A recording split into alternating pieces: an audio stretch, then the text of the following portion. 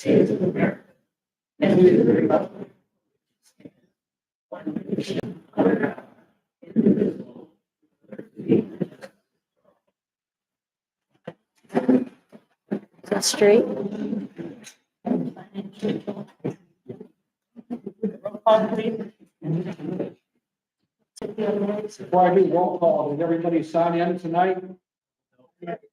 Please pass the, do that around. The clipboard. Please make sure everybody signs in the. Thank you. Roll call. All right, Here. Alan Robbins. Present. Pamela. Here. Leslie. Here. Ken. Alan Michelson. Jim. Here. Matt. Here. Thank you. Okay, you've had time to read the minutes. If there's no questions or corrections on the minutes, motion to accept. So moved. Second. All in favor? Aye. Opposed? Carrie, do you have any additions to the bills? Yes, we had 3 additions to the bills. Added a total of $4,873.70. Revised total, $29,355.90. Everyone here to know the matters that we have. We have a motion to accept it. I move that we pay the bills as published and amended. Second. All in favor? Aye. Opposed? Okay, before we get started, we have a lot of business to conduct tonight, and though we understand as a body here that we're elected to represent you, we would like you to hold any of your comments until the end of the meeting, when you all will be called upon, given a chance to speak. If you have something that pertains to something that's being talked about at that moment, please raise your hand. Thank you. Okay, before we start, I want to thank Tamika for the lovely water party and the fire department for coming out and supplying the hose and the water. And I think everybody had a good time. There were some of the cutest pictures I've seen. And the other thing I would like to say is, I think most of you are familiar with our ski team, but I just remembered the other day when I was watching them at their national show. They are the only competitive ski team in Ohio. With that being said, they put on a great show. They travel around. They represent us when they are doing that, and they represent us very well. And I think that anybody that has a chance should watch them at Emerald Lake, follow them, support them. They're a great family organization, and it's not every group you see that travels with their parents, especially when they're teenagers. And they all seem to get along. So you should all be very, very proud of our water ski team. And with that being said, we will go on for our safety. We have Deputy Hawk here today, reading from this officer's hours. Requested was 100 hours, worked 104, well within their green zone. Cruising miles, 697 gallons of fuel, 48.3. Deputy Hart had 44, Deputy Yarrow, 35, and lines 25. We had reduced hours with them, let's stay with it. For the activities report, read through that. 1 burglary, 1 juvenile complaint unruly, 2 mental, 48 extra patrols, 1 suspicious person, 911 hang up, 1 911 misdial, 1 citizen assist standby directions, 1 convulsion seizures, 1 diabetic problem, 1 fall victim, 1 fraud identity theft, 2 golf cart inspection, 13. Somewhere Bob asked me, I'll get you to who we have for the last, I think this last 4 years, we've had 46 golf carts. Golf cart community. Parking complaint violation 1, standby assist, general escort 1, suspicious circumstances 1, traumatic injuries 1, unconscious fainting and unresponsive 1. Total activities. We've had a little extracurricular activities this month. The burglary break-in. Good tapes were recorded and all 4 suspects been apprehended. Going through it. Glad to see that. There was some reports of knocking on doors in the neighborhood. Video on Facebook of somebody confronting them outside of the Chippewa. I followed up with that with the beverage store, talked to the person directly, took the video that's posted. And as we do with all of these, you have a call 911 if it's emergency. Call regular dispatch. If you're sensitive to, you can do it anonymously. There's different ways that we can make things happen. A lot of people call me and I get the call 4 hours, 4 days. Very little I can do or anything like that. And the deputies, on a 911 call, will be there for you. We appreciate that they work with the same along the way. Deputy Hardy, did I have anything else? I haven't been apprehended, they're gonna get indicted. And then I'll get evidence to a grand jury, and then when the grand jury indicts. Yeah. And they were from Gloria. Yeah. So, thank you for the work that the deputies did and the others. Anything else for the deputies at this point? There'll be some new business coming up. Flyer for trying to minimize some of our parking issues that we're dealing with. Trying to be thoughtful and aggressive. We'll refer that to new business, Mayor. We have the pleasure of some questions from council or Deputy RA. Okay. Thank you. We have the honor of having Chief Brian Kavanaugh here to give the report from Lafayette Township Fire Department and we'll talk about the new fire. Brian, if you could, I just ask you a favor to stand up where the speakers or the Yeah. video speakers can get you up. Yeah. Might do my report first. Yeah, sure. But 54 calls for service in July. All of the Chapman, 2 in the city of Diamond, 2 in Dover Township, 39 in Lafayette Township, 16 in Chippewa, 13 in Warrior Glen, and 1 in Lafayette. 80% of the last calls for the fire calls. Daytime calls were 41. Turnout time's a minute and 48 seconds, which is good turnout time. 2 minutes and 5 seconds. Turnout time. To get out, it's about 6 minutes and 31 seconds. Yeah. We get usually this bill twice, that city once, chat once, and Westfield. We receive usually 3 times. We had a great time this year at the Chippewa Lake 4th of July Parade. We had all firefighters and ambulance participated this year. Our department assisted with coverage of the Nye County Fair, providing names for 3 special events, and assisting in fire safety inspection of bars and food trucks. Kelly Parker, Noah Gable, and Isaiah Helton just completed their firefighter level 2 course, so they're certified. They're actually tested tonight, so hopefully they're certified. And Dr. Kelly Parker and Sarah Powell will be in paramedic school as well, they'll be completed next.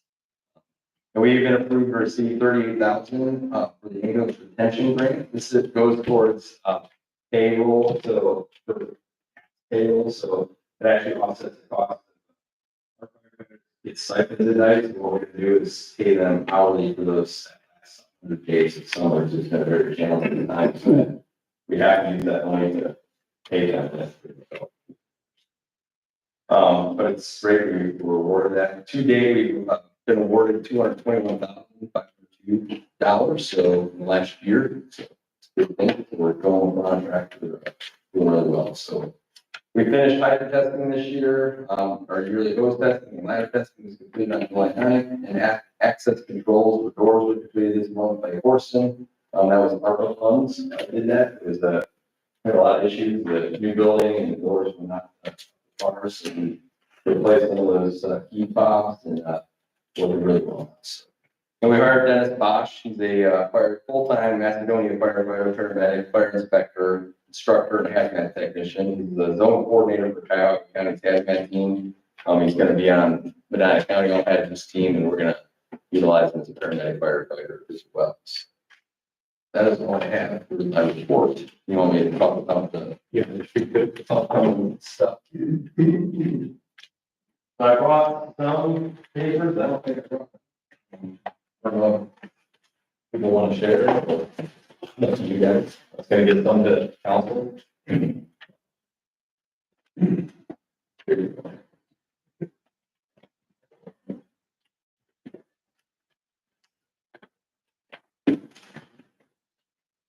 And if you have any questions from the public or about the upcoming levy, I'm going to talk about this document. I'm not going to read the whole thing or go through the whole thing, but I'm going to kind of highlight some of the stuff in it. Brian, if you want to give some of these to the public, you can email this stuff. Okay. Yeah. There's so what we are doing is we're putting in a 2 mil. We haven't had levies since 2006. Since 2020, we've been staffing 2 firefighters, 18 hours a day. They're paid 18 hours a day. Then they get a stipend at night for $30 overnight. So when you break it down to those 2 firefighters, they make about, the highest paid firefighter makes about $16.50, say a 24-hour shift. So it's hard to keep people and maintain our dedicated staff. They're dedicated individuals. This last month, August, and this is why this is so good that we've got this grant. This past summer has been very challenging. I've worked night shifts or weekends because we don't have people wanting to stay overnight because it's not getting paid. So they want to be at their home. And they're making $20 an hour from 6 a.m. to midnight, and then they get that $30. When you break it down for a 24-hour period, it's 50 cents. So that's a challenge. We need some new equipment. We have not had a new levy since 2006, so we haven't had new funds. So when there's buildings and construction going on in the community, that money stays the same. So 2006. So our funds haven't increased any, they kind of stayed stagnant. So every time you build something new, the levy monies kind of stays stagnant or stay kind of the same level. So we're collecting 1.9 mil, 3 mil, 3.5 mil levy. So, but what we want to do is just to briefly go over this document is we want to fund for equipment and technology. So we need to fund for new equipment. We need 2 new ambulances in the next 5 years. I just want one right now.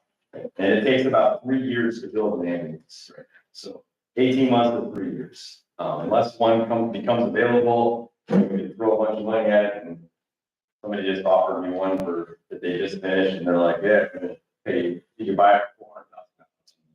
See ya. So it's that's the kind of thing that's going on. It's 18 months to 3 years to build an ambulance. So we need to work on our personnel and training. We need to commit to our staff, essentially. So keep our dedicated staff. We've got high level paramedics, firefighters on our department. They're dedicated. They want to be here. They want to serve Lafayette, but they're getting taken away. They're working here for a couple of years, and they get a full-time job elsewhere, and they kind of leave us, or they give us very limited hours. So we just lost a new road an example. He just, young kid, I think he's 22. He's been here since he was 18. He just got full time. He lives in Brunswick. So he's on Brunswick Hills and he's on Lafayette, and he just got a full-time job in Cuyahoga County. So he's probably not gonna be with Lafayette, unfortunately, or he's not gonna have a lot of time. We want to continue to stay current with the community growth and development. We've got this beautiful fire station and beautiful equipment. I can't complain anything about any of that. But then we do need some new equipment.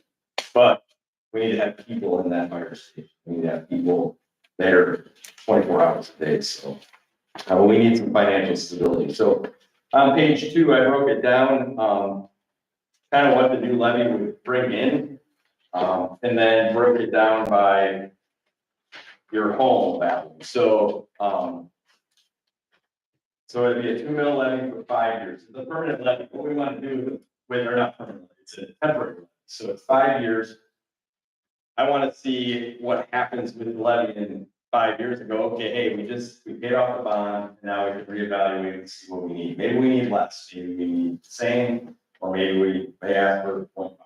Or maybe we won't ask for anything, we'll be like, hey, you know what, we built it up and now we don't need it for. The future is kind of unknown, so. But we do collect, we collect about 616,200 for the year. The cost of the property owner right now is $63.14 per $100,000.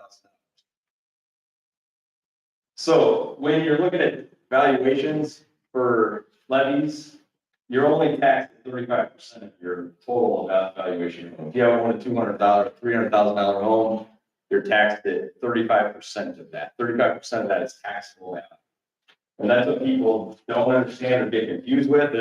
They think, oh, $70, I'm gonna have to pay this much because it's that total price. So when you look at that valuation, you want to make sure you multiply or by 35%. Multiply by 35%. So you get that total thing. So like an example, a $350,000 home, its taxable value is $122,500. So you're getting taxed on that $122,500. So when you're looking at, okay, it's $70 per 100,000 that way versus you take it all and go, I think it's going to be some astronomical tax. So if this new levy gets passed, or this 2 mil levy gets passed, a $200,000 property would cost $127.50 per year, or $11 a month, 35 cents a day. A $49 increase overall. So that's a $200,000. A $300,000 property would cost $191.25. $15 a month or 50 cents. It'd be $73 per year. Expires a $400,000 home, $255, $21.25 a month for 7 cents. And then $98. What I want to say, I guess, is I live in this community as well. Family, my brother lives here, and I want the best for our community. I want a dedicated professional fire department that's going to be able to protect me myself. If something bad happens to me, I want somebody to save my youngest daughter from the second floor. If something happens, if we have a structure fire, those are the things that are important to me. And I know that sometimes people look at the bottom dollar and go, oh, I'm not doing what we're supposed to be doing, but that's absolutely not correct on my end. If you ever want to talk about it or come in and go over my budget and look at what we're dealing with, I would be happy to meet with each and every one of you. So, so again, a couple other things just off the cuff is the first thing we're going to do is buy a new ambulance. The second thing we're going to do is we're going to pay our firefighters because that's the right thing to do. We're not paying them right now for 24 hours a day. We're paying them 18. We're paying them essentially $16.25, $16.50 an hour to be there, which is pretty terrible. You can work at McDonald's, you can work at most fast food restaurants, but we're doing life-saving things and paying them really poorly. So So we're gonna change that 18-hour pay and $30 stipend to just pay 24 hours. We're not gonna, the increases of the pay, we're gonna increase the hourly wage to $22 because that's what everybody around us is paying. In the hopes that everybody around us is paying that, we keep our firefighters and they don't go to Seville because they're paying $2.50 more. And that's the big thing, again, back to my family and, is that community risk reduction.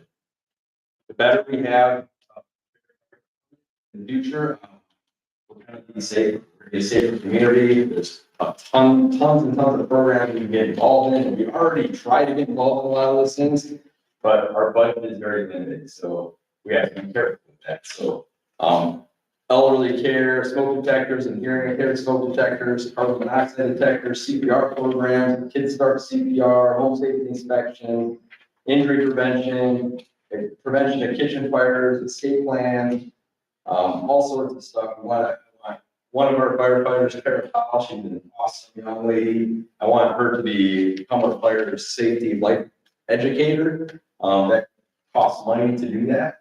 We got to send her to school to do that. We can't afford that.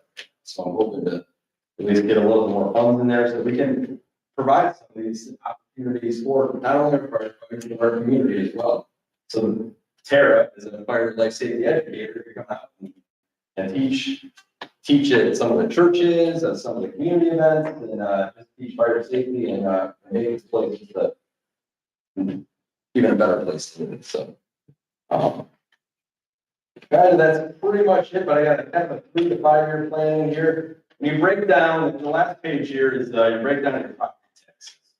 When you look at your entire property tax bill, right now you're currently paying about 7% of your property tax goes to the fire department. Out of your entire property tax. It would, if we got this levy approved, it would be about 10%. So 10% of your property tax to the county goes to your own community and your own fire department. So, and it's life-saving intervention. That's what's important. So, I got a couple other, you guys want to look at that? And, I have a few other things here, hats out. One is an article from 2020. They pretty much said we're gonna be out of money by January of 2021. So in 2020, when we started staffing, they said COVID money would last till about 2021. Well, it's not lasting, and now it's 2024. 5 years behind getting something done. So, yeah. This is an article from 2020 about the fire department. And the last thing I have, and this is not light reading, so, and it's a sad story. It's a Jeanette, Pennsylvania. There was a large structure fire. A fire department is very similar to how we're set up. And they lost an entire family, or half of an entire family, in that fire. And it's, the title is what sticks out for me. It's Stop Pretending You Have a Fire. We have a beautiful fire station, and on Saturday, we had one person there. And I was at home. And that's pretending you have a fire. That's the reality we're in, because guys don't want to spend the night. That's really where we're at. It's unfortunate, but I worked the Saturday before that, and my wife said, you're not working the 2 Saturdays in a row, you're working 60, 80 hours a week. You're gonna be home. I was looking for 4 or 5 minutes in the fire station luckily, but still, that's the reality we're facing. Is we have a beautiful fire station and beautiful equipment, but we don't have seats or people in those seats. It's not worth anything. All right. There's more. You want to do that, but again, it's not light reading, and it's a very sad story. So. Anybody else?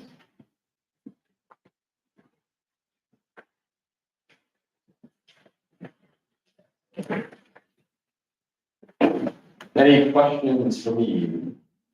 Happy to answer any questions you may have.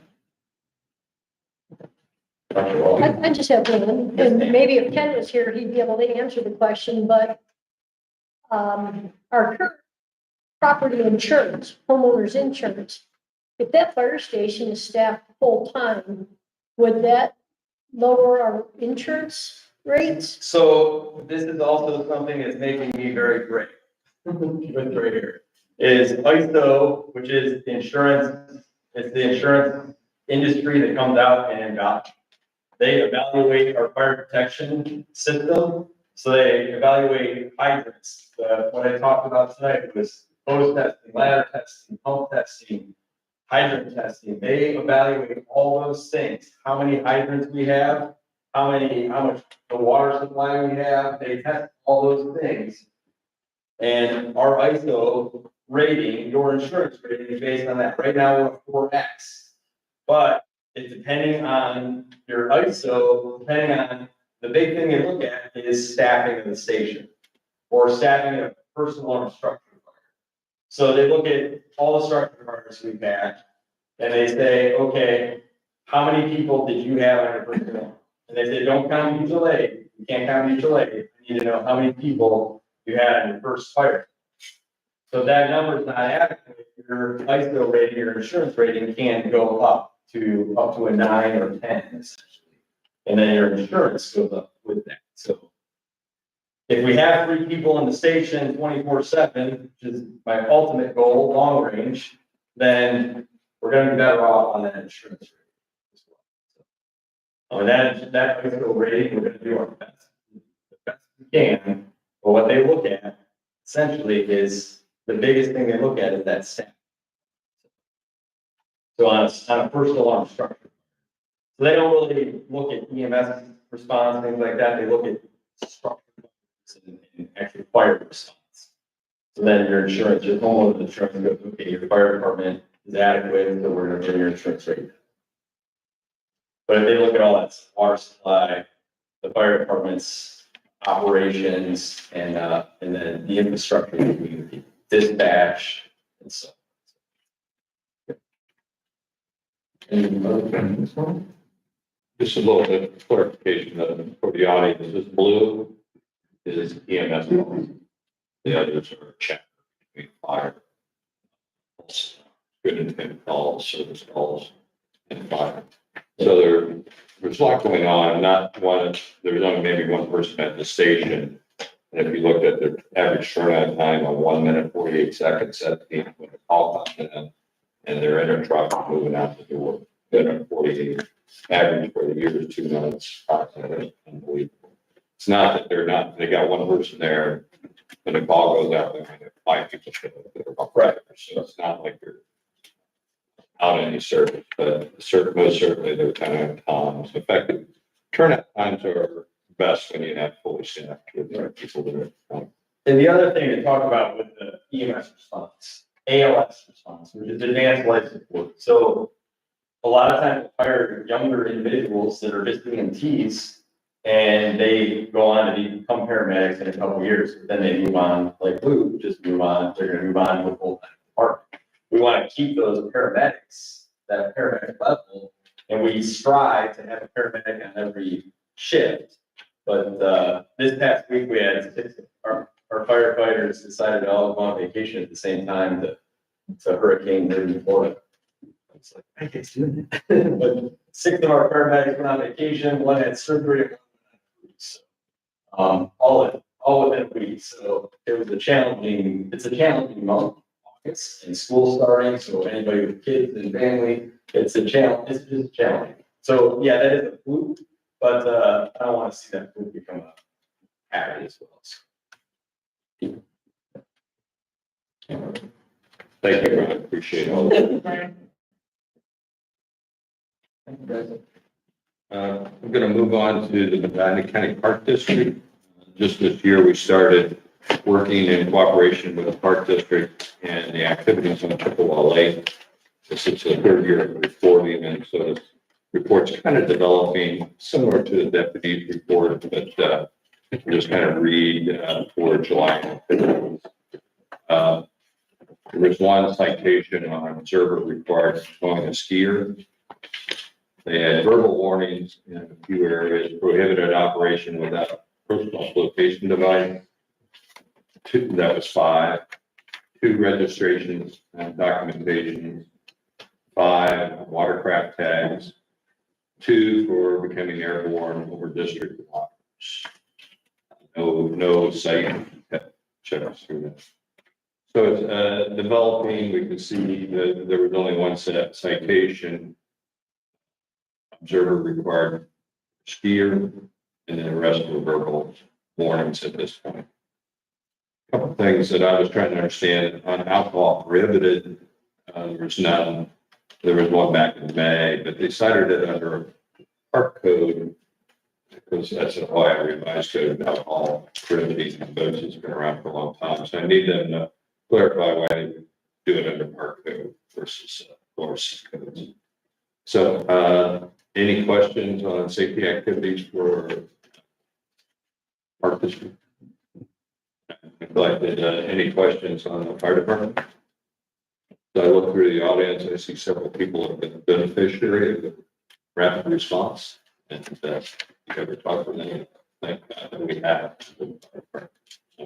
And Brian is a very good communicator who sees work in the grants as best he can to support extra money. So we're pleased. We've got what we have. So the last thing I wanted to say was about the siren. We received a $35,000 grant, strategic investment grant from the state. And we're working through that process. The intent is to have the new siren placed at this facility. We have a range that can circle the whole lake, Roy Glens, and et cetera. So it will be very, very loud, and you will know if you have a safety issue coming on. And just this afternoon, I got a revised quote from a company called Masu Communications on the final, what their estimate would be, $31,903.43 for the project. Probably 60 to 90 days to get installed once everything's in order. I haven't had enough personal time to get into the grant website. I did it back in early July. I wasn't up yet. Finally got it published. So myself, we have Christopher Livingston, who's been kind of observing and consulting with us on this. Good knowledge base for him. He's in University of Akron and EMS training, or no? Yeah, so. It's a good knowledge base for him. He works us through some of the details that we're doing. And we, some of the unknown things that finally got cleared up was the radio communication. There's a regular UHF communication, and they have another one called the MARC system. Fire department's on the MARC system. The sheriff department is not on the MARC system. And the radio transmitter, we kick off the siren. If it's under the MARC system, we need another radio. So we had this battle back and forth, what we could do. I've heard this for 5 years. The sheriff's department did finally hire a siren administrative person for this. And they got back to me and said, because it costs the local departments, no plans at all for a MARC system anywhere in the near future. So it kind of cleared the table off between the A and B. The MARC system radio frequency was going to be more expensive. So from a cost standpoint, it helps us. Don't have all my hands on annual maintenance. This could be battery or solar power. I mean, battery changes, 3 to 5 years. It would be typical, but I don't have the cost for that. So that's where we'll have more reports. The siren details. Anything else you wanted to add, Christian? Nope, I think that covers everything that we're at this point. Any questions from council or audience? $35,000 is good. Good job. Good job. Thank you This is for, a pet project. Glad that we can put this in there. That's all. okay, we'll now go to zoning. Building report for August. 9 we've had, there are no updates. 354 Briarwood Boulevard, a notice posted for removal of the temporary structure, and then an issue letter for an order to correct. That has been corrected. 77 Longacre, a notice was issued for removal of temporary structure, and a order to correct letter was issued for the removal of the temporary structure and also parking in the yards, and neither has been addressed. So I request that we move the file for report.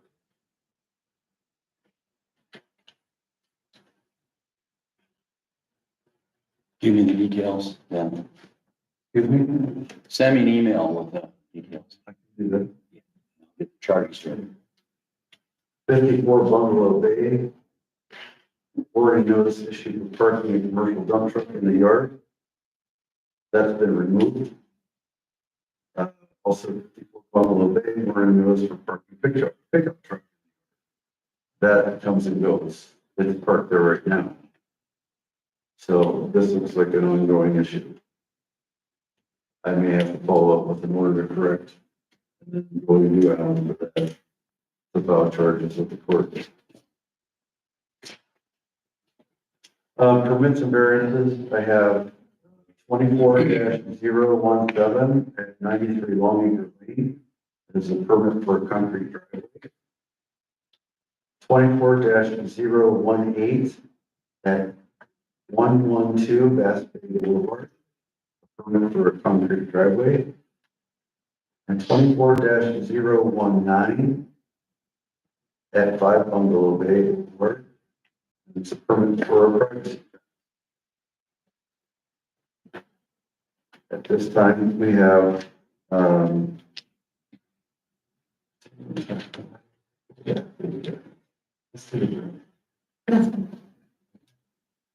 we have two variance hearings tonight. The first one is at 118 Clovercliff Drive, which is a lean-to roof over the driveway. Now we'll go to Sure. Let's call that hearing to order. And, let me ask, is the owner of the property here? No.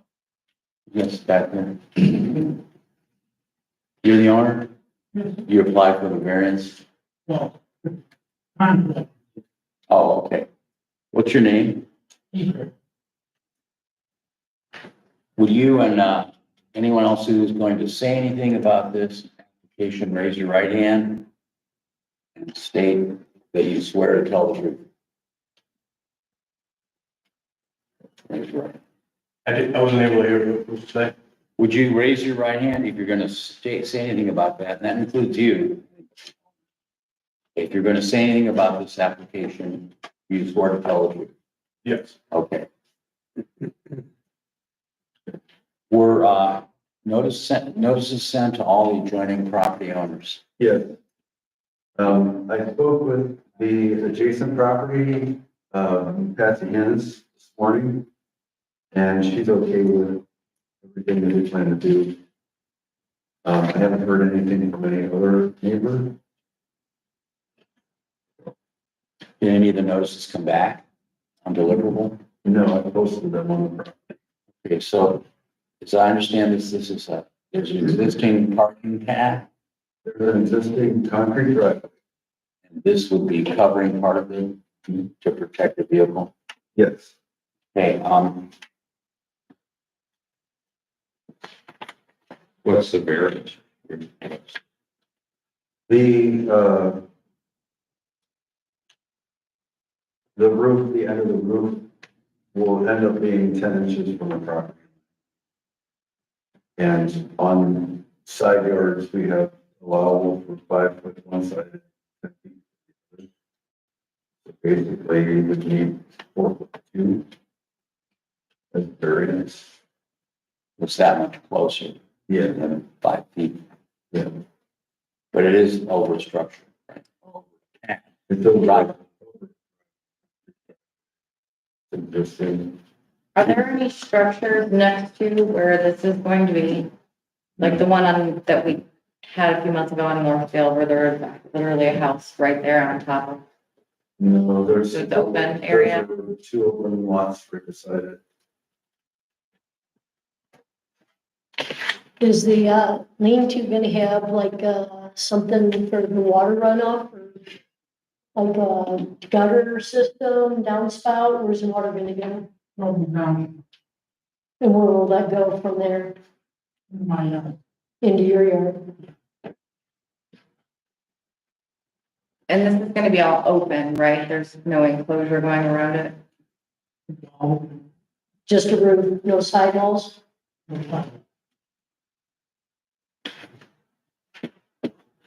Mr. Dedrick, do you have anything you want to add to this, to council?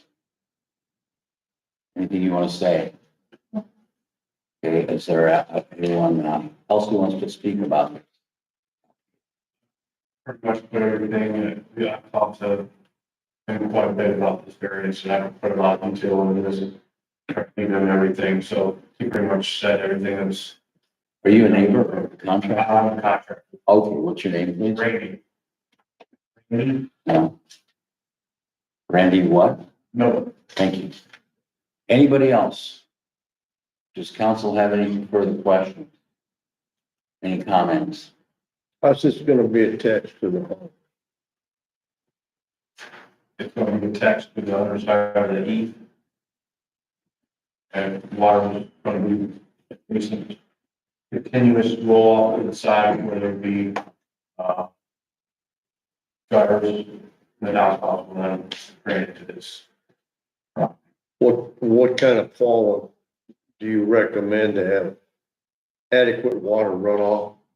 I see note on your drawing, you say shingle, but it looks to be a very minimal pitch. The minimum that you can do even in the state of Ohio is normally a 212 pitch. Normally with 412 for a home, that's going to be the minimum is the 212 pitch off the home. Is that on the weather side of the home? Probably. Excuse me? Is that on the weather side of the home? It's on the west side, it's on this side. The reason I ask is when we have storms or heavy weather come in, they typically come in off the west. Not 100% sure on that. It is on the, That looks to be, It's gonna be on the west.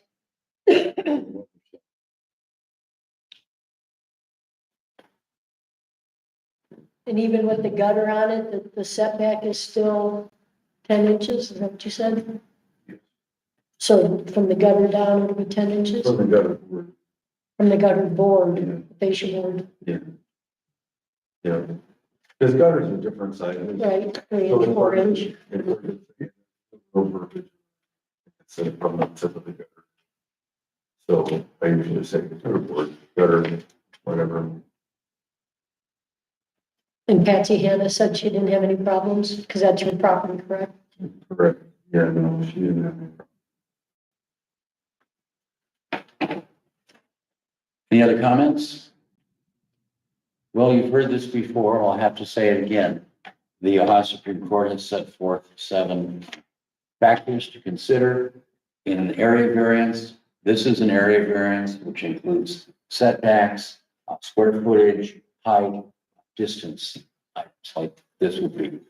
And the factors are, 1, will the property yield a reasonable return, or can there be a beneficial use of the property without a variance? 2, is the variance request substantial? 3, will the essential character of the neighborhood be substantially altered, or will adjoining properties suffer a substantial detriment by granting this variance? 4, will the variance adversely affect the delivery of governmental services? 5, did the property owner purchase the property with knowledge of the zoning requirements? 6, can the problem be solved by some other means than a variance? And 7, will the granting of the variance preserve the spirit and intent of the zoning requirements with substantial justice served by granting the variance?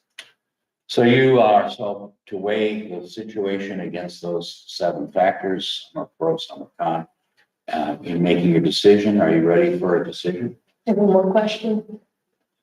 The cement driveway, is that currently also just a 10-inch? I mean, is the driveway itself, the concrete pad, have a 5-foot setback? No, it doesn't. So it's just gonna cover the existing concrete pad, it's not gonna extend beyond that? Right. It maybe even be a little less shorter than the concrete. Concrete pad is pretty much 2 inches from the property line. So if they have a fence on the outside of that, and so we're gonna bring that into about 10 inches off that, we all water catching, it's not 12 feet concrete. I'm done. Everybody ready for a vote? We will have a roll call vote, and a vote of yes or aye means you want to grant the variance. A vote of no or nay says you want to deny the variance. So if we could have a roll call. Bud, No, Barb, Yes, Alan, Yes. Tamika, Yes. Leslie, Yes. Okay, the variance is granted, and the zoning inspector will issue a written decision to the owner. And that will conclude the hearing.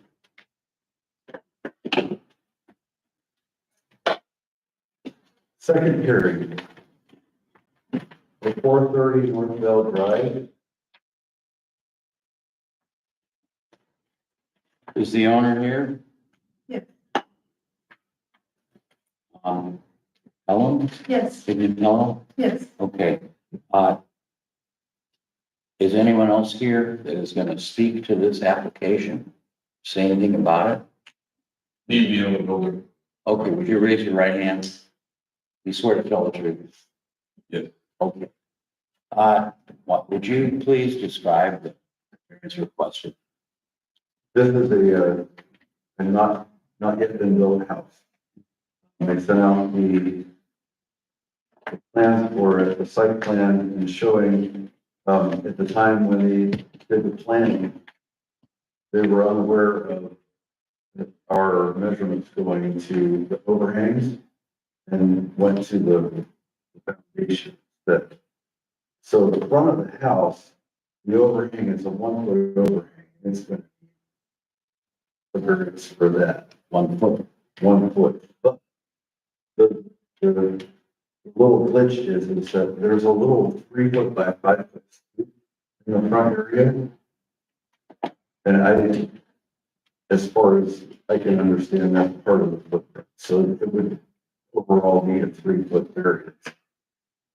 Just for the student. Front yard setback because of that student. And there's 20-foot setback, is it? From the right of way? You're right, right. So the request is 1 foot closer, 20 feet for the overhang, and 3 feet for the student. Is there anything else requested? Variance? No, that was it. Okay. Council, do you have any questions for the owner of the building? Here. did we have a conversation a while back? I think Leslie, you chimed in on it, maybe when Bud was zoning, that most communities don't measure the eve, that the village is like the only one. So if you go from the foundation itself, as opposed to the soffit overhang, what's the difference there then? Oh, Is it still 3 feet? it's still the 3 foot stoop. Because of the stoop, but the stoop itself, So it's sticking out 3 feet. so it won't have an overhang on it? No. No. It's kind of just, several steps. So instead of being 20 foot from the center of the road, it's 17 feet Up from the right. from the road. Yeah. From the right, And that road, that if it ever gets redone and it ever gets widened, it all comes towards where you're building your house.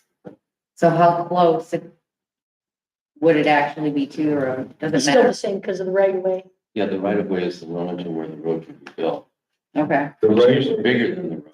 The road might be closer to the property. Right. but, Right. Closer. You might lose some grass in the front, yeah. the beginning of our right of way is the end of the. Okay, The question I have, when did you become aware of our limitations? And what measures or steps did you take to comply with them? House was actually a little larger, we brought it down to as shallow as we could bring it. Yeah, for the foundation, we were unaware of the overhang that stuck out. So the only thing that was actually going to be sticking out was the stoop, which is only 2 steps going up. I mean, it's gonna be a 2-step stoop, but it's not gonna, then any sidewalls, then just the stoop onto the front door.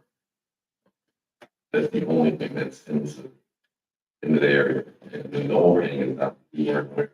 Usually it's. We usually see that building, they go foundation. Measure. I get, you're here on behalf of the owner. Well, the owners. I understand. But, you know, our zoning standards, our stipulations have been in existence for a long time.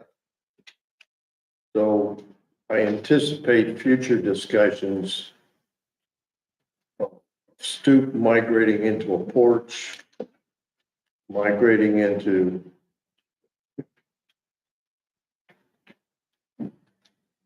so I guess to be faithful to the zoning standards, which have had long standing here, I think it's incumbent upon you as the owner and the builder to do your very best to comply with. And you've already explained that you've reduced your plan of a larger home to fit this configuration. I realize our consideration affects you individually. It also creates a precedent of moving forward in consideration for those who follow with their issues.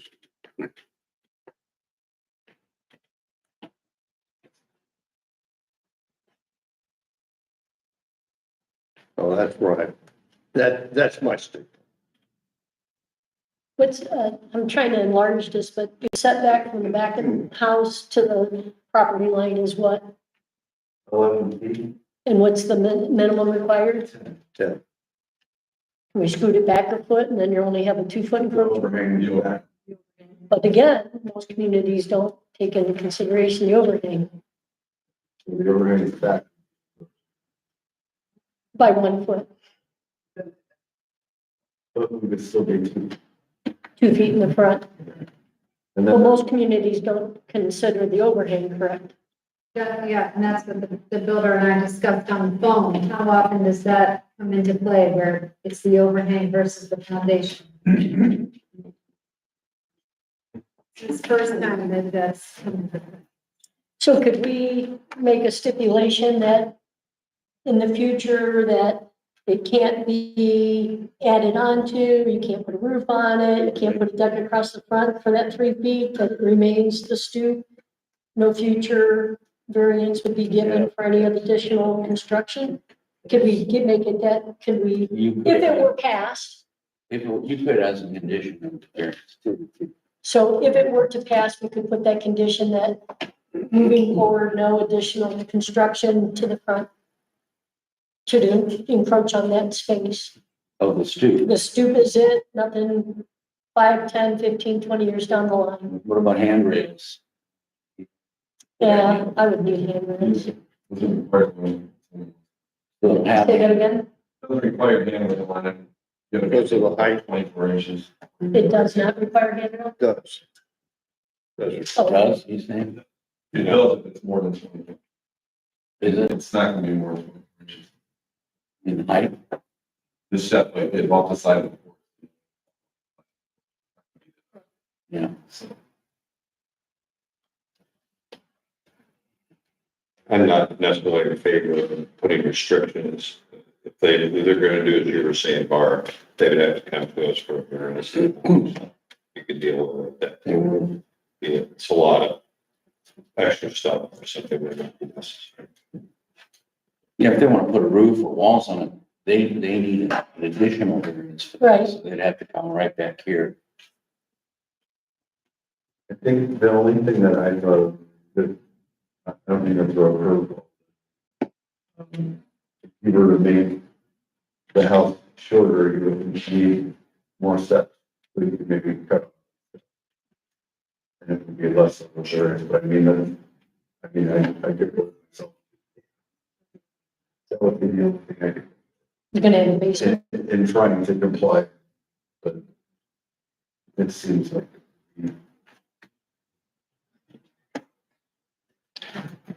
And the foundation itself is gonna be that part. Not the basement. Box it up. But attention that it creates. Is there anybody here that has anything to say about this? Neighbors, anybody? Did you get any comments from the neighbors? No, I just, no, I talked I mean, Nancy was, I talked to Liz and she didn't have any issues and and then there's new people living in the house they're behind. actually here. Yeah, Okay. they're here tonight. Oh, okay. Actually, And they they're- don't have both any of them- objections? Both of them are back neighbors right there. Yeah, the only question we had was house was. But I know that it's not.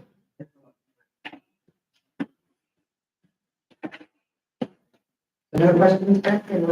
Well, one thing I'll ask Jim, did you send a notice to all the surrounding areas? Liberal. And did you get any feedback or comment on that? I didn't, Did they all go through? None were returned? Okay. Anybody else have anything they want us to add to this? Well, I'll call for a vote on it by roll call. And again, a vote of yes is, aye is a vote to approve this variance, and a vote of nay is a vote to deny it. And then I'll ask if there are any motions to put conditions on the variance. Do you need to go through those regulations again for each individual one? I don't know if you have to do that legally or not. Yeah, we should. The things to think about from the Supreme Court. Since this is an area of variance too. One, will the property yield a reasonable return? Can there be a beneficial use of the property without? Two, is the variance request substantial? Three, will the essential character of the neighborhood be substantially altered? Or will adjoining properties suffer a substantial detriment by granting this variance? Three, will the variance adversely affect the delivery of governmental services? I'm sorry, that was 4. 5, did the property owner purchase the property with the knowledge of the zoning requirements? 6, can the problem be solved by some other means than granting variance? And 7, will the granting of the variance preserve the spirit and intent of the zoning requirements, and will substantial justice be served by the granting of the variance? So if you're ready for a vote on the first question, should the variance be granted? We have roll call. Bud, Yes, Barb, Yes, Alan. Yeah. Tamika, Yes, Leslie. Yes. Okay, the variance is granted, and now I'm going to ask if there's a motion to add any conditions to the variance. well, I think like what Alan said, that in the future, if they want to add something, they would have to come to us. And at that point in time, we would consider it. No motions? Okay, the variance is granted. The zoning inspector will issue a written decision to the, Welcome to the village. and that concludes the hearing. I have 2 things left on my list. 57 Bungalow Bay. Heidi.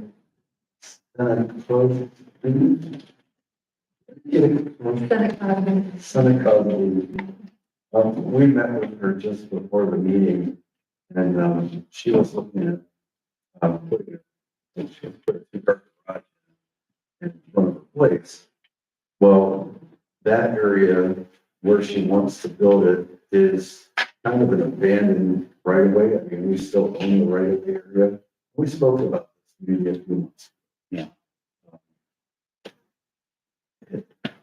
And I guess she's looking at how, what's the procedure that we would do in order to just vacate that?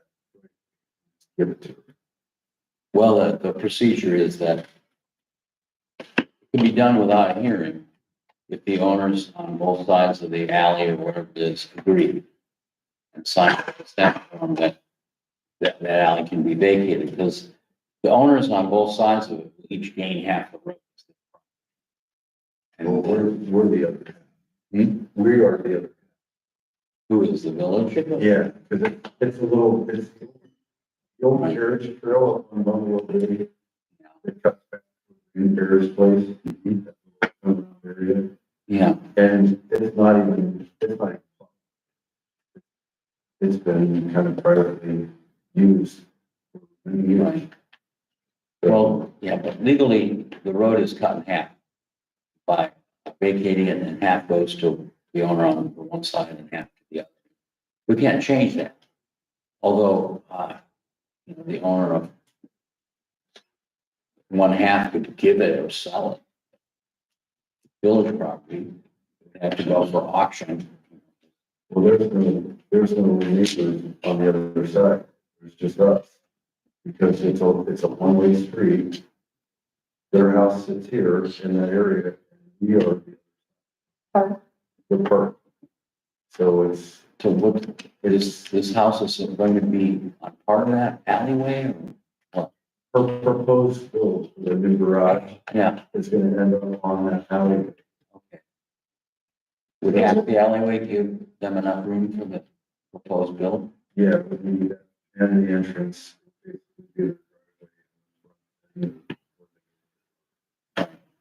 And actually, right now, the garage, the way we looked at it tonight, would be on her property completely.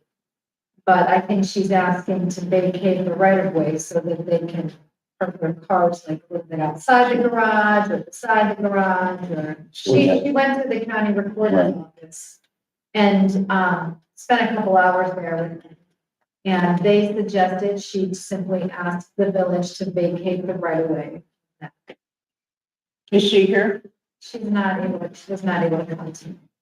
But the village only owns one side, Yeah. And the then, alley and the side.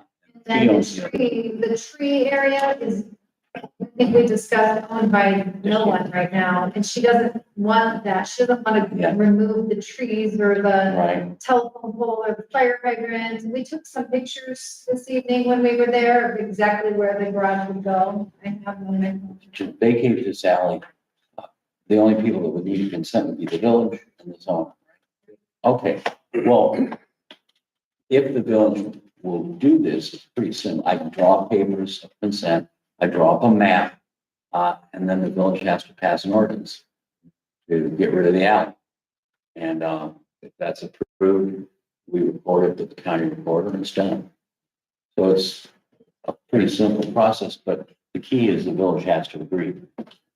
When this was presented a few months ago, I had, several of the residents in that area approached me directly, and there was a lot of consternation in that.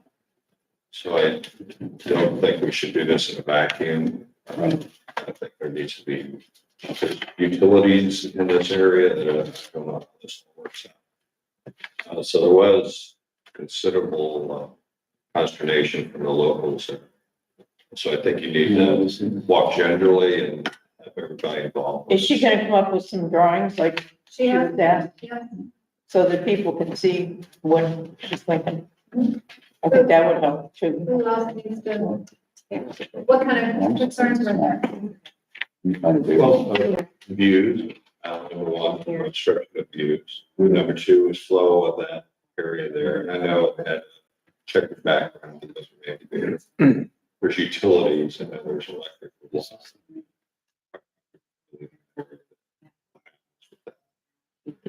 But there was, Utility wouldn't be affected by what she. well, I don't know if it would be. I these are just issues that are raised up. So As something, a tight community up there, I think you need to work with them, make sure they agree. Absolutely. Something that I would like to bring up for the community is that, she was working with a particular builder and, she simply was asking the question of, can I build a garage here? And the next thing you know, the entire community up there is in an uproar without all the information. So she said, she's actually switched builders now because, you know, the immediate neighbors don't have an issue with what she wants to do. We have nothing in our zoning code about you, and this actually is not going to be blocking anyone's view where she wants to build this garage. So I think she was really upset that, people didn't just come and talk to her, that there was a bunch of chatter in the community. Well, to their credit, you know, the drawings that I saw, maybe better drawings, they were pretty big.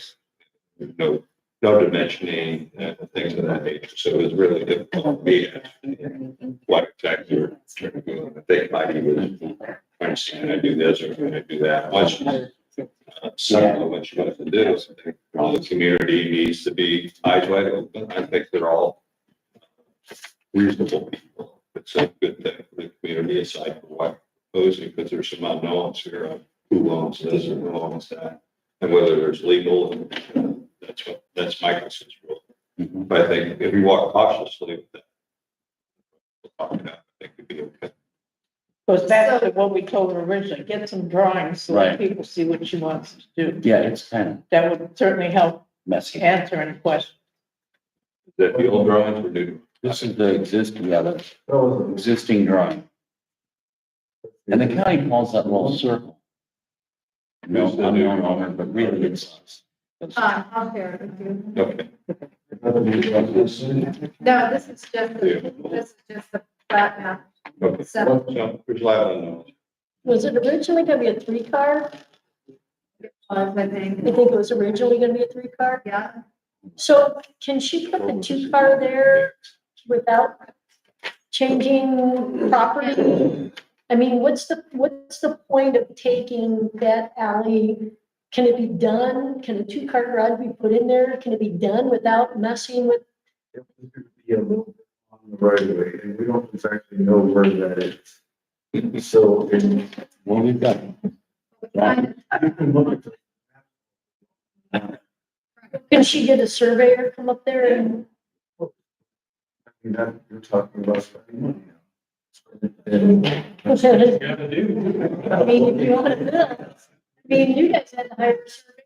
Yeah, I mean, I put a fence up, I had to. You need a site plan. Right. And before you can build anything, you have to have a site. So the site plan shows all the dimensions. You know, that's the picture. Site plan shows all the dimensions and where everything's gonna go. I had to pay for a surveyor just to You know, put a when I fence up. built my house. I had to go and listen. It's Survey cost money. Yeah, but that's one day. Preliminary stage. We're just looking at, can we get rid of an old alley? We don't even claim.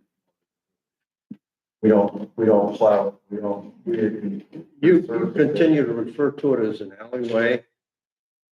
Where's that map? It's not Can we designated. pull up as an Google Maps on alleyway. the TV? It's been paved recently too. And what? I said, it's been paved. Who saved it? It's, Yeah, I know. where it is. yeah, but on the map, on the books, it's like. There's pavement at the top of the ramp. Top of the ramp. Can, it's, Maybe so. Village property ownership. can we And you're. come to the it's TV? existed as. Well, yeah, that's in the state. But Well, yeah. It happened when they redrew the village after the merger of the village. I you know, tracked should be able that. to pull it up on Google Maps. Well, before we go down to do is to get the I think I can straighten them out. Okay, one conversation. Sorry. So what we're doing first is that all the utilities, all the groups, mark out. Building. Call, see what utilities are in that area.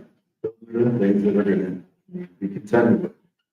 And have a plan ready for us to look at, an actual plan, not like an architect. $70,000 to have an idea of the footprint. And at that point, you guys are able to decide. I think it's inappropriate to have a discussion, absent definitive markers, such as a site plan, such as a survey. If this goes forward, she owes it to herself to have that in hand. I mean, this lady right here is building a new home. And, it's specific, cannot be generic. We can't use broad brush terminology to describe it. Well, what the county recorder said when she met with them, it would make the most sense if the village would vacate the right of way, and then she would have absolutely no issues. So she wanted to ask that first. She's got a drawing of the garage.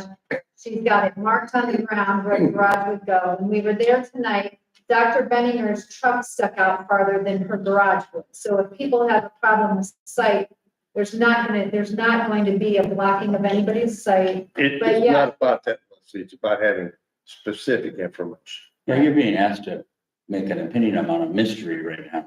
Right. We have no drawing. I think we need in writing from the recorder. I mean, this is her word on this. Well, it's messy with what I was. But we would have to have some kind of writing from the. What is the? Yeah, what is what's the that? recorder have Recorder's to got do? nothing to do with that. Well, but she said that the recorder said that that would be the ideal situation. Well, Well, that's probably Let's just her both opinion. went there and That's an talked to them as opinion. well. the legal definition and requirements and prerequisites exist in Allen's hands. That is the first step.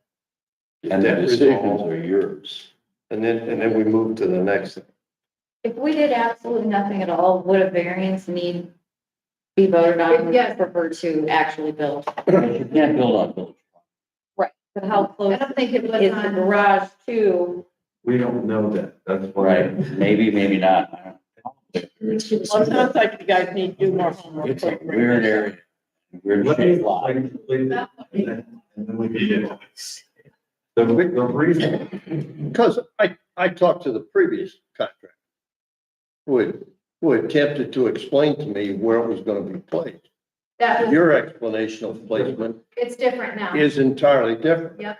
Okay, Bud, let's let Jim explain this. You explain it and then no more until she brings up right, something that people can see and know, and you won't have all the speculation because that's getting us nowhere.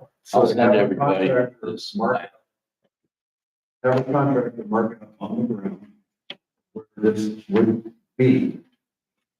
Then have the utilities call to see what is affected in that area, if anything at all. I was not going to tell her to get a survey of her property, to put on the plans, because that survey is gonna change, it's gonna need nothing. Once the thing is vacated, you're gonna have a survey redone. And everything done to the type. If it's claimed, so if it's at least where we know what we think is, by looking at the general map, we can see that probably the garage is going to be on. It's going to be touching close by, who knows? When they purchased that property, did they locate the fence? So you got some kind of guidance? It's on that mark. I mean, you have to have a survey. Okay, so you're gonna get all this done, and then next thing, we have pictures or we have something, so that people's questions can get answered, and we don't have to have this up. Right, sure, but I mean, the basic question of it all is, do you want to just give up the right? Because all the rest of it really isn't that. Sounds like the basic answer is, we don't know yet, show us some pictures. Right. I've got a question too. Yeah, This it's not an alleyway. Actually, there's a road on the books that goes from Bungalow Bay down to the beach. And that's village property. And I thought there was a pathway on that road. There is. There's a walk. There's a ramp, get back. Yeah, isn't it a footpath from? It's not, right. No, but it's in a road, right? About a 10 foot wide, and they just paved it. 2 years ago. Yeah, but it is in fact shown, you're correct. Right. It's shown as a Do you roadway. have the aerial map now? Yeah. Scan it down. I'm gonna send this to everybody, Yeah. these two documents. And if it's used as a footpath, you don't want to give that up, do you? No, No, this is not the foot. Okay, that's why we need to know what's. Hey, Just pass it down.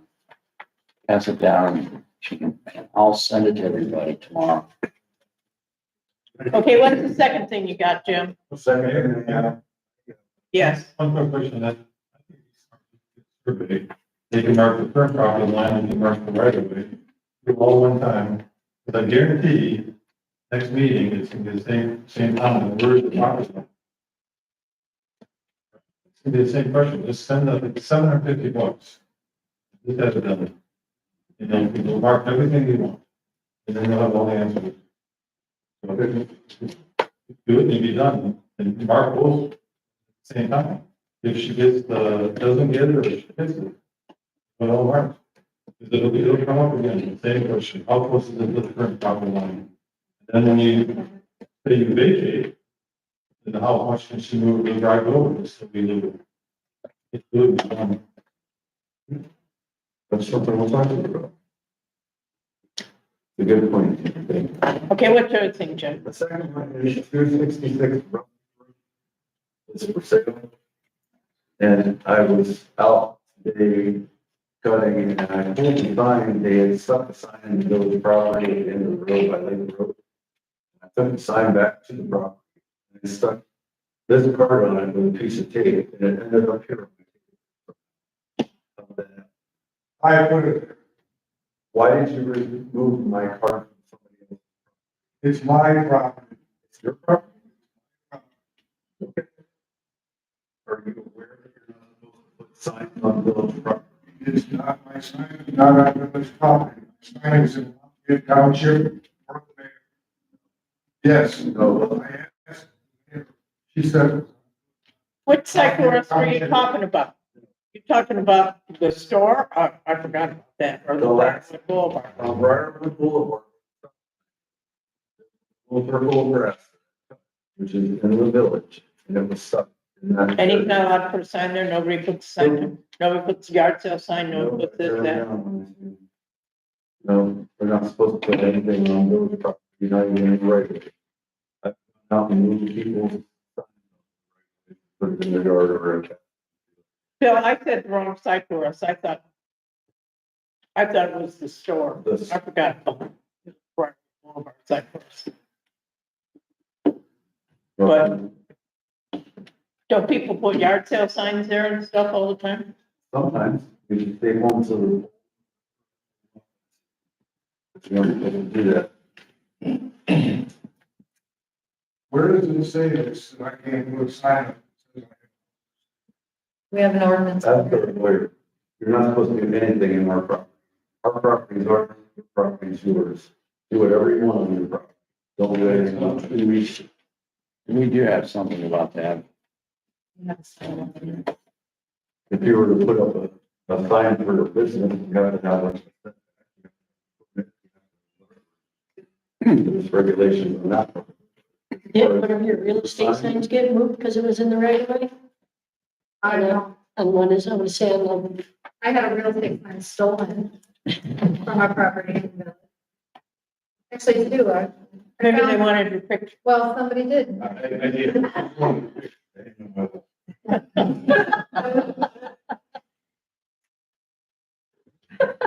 Right? So now you're aware. There you go.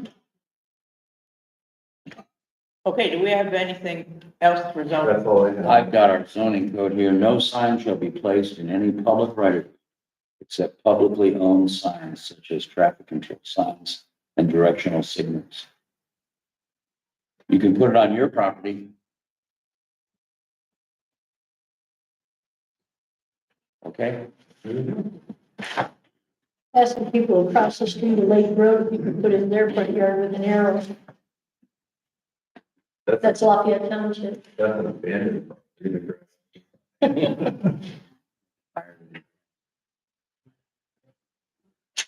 Okay. Anything, we're done with zoning? No, Chuck? Chuck? yeah, I have a complaint, I registered. I know you sent an email last week. The message part of the one I got was not there. I sent it today.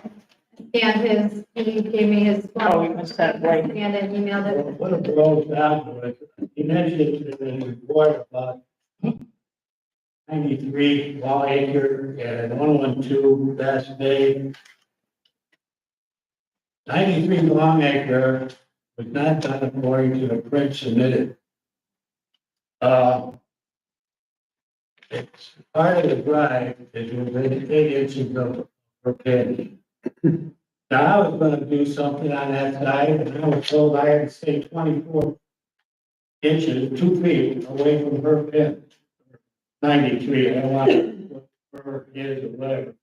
93 Long Acre, I would stay 24 inches away. Now, also, the, one on 112, I looked at, from my backyard, the pin, the fence that they put up, which is a couple inches off the property line. If you keep on the side of the line, their driveways even, right, even with the fence going out to Bass Bay. So I wonder why I have to stay 24 inches away and others don't.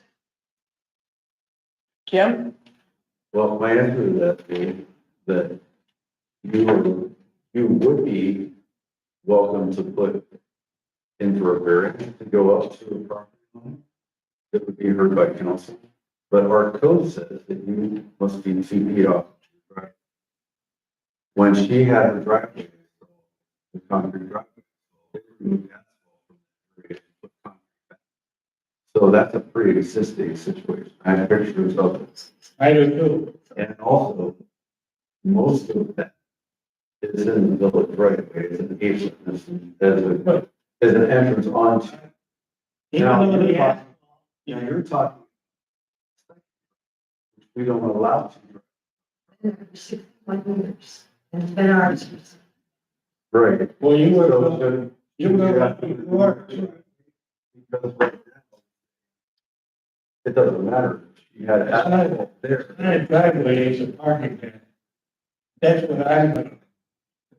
Oh, But you're saying, you emailed back to us, you said that they were 2 to 3 feet away from their pins, and it's not That's what it appeared to be. what appears. Well, look at it. Well, and I also said, on a surveyor. Yeah. All you have to do is get a ruler and measure it. If the pin is 8 inches away from part of the property. What? I'm not a surveyor, I cannot say that that is the actual property. I'm not sure. She had a survey. They put the pin in. Okay, You're giving me a, but what I'm saying is where it put, the new driveway is where the other one.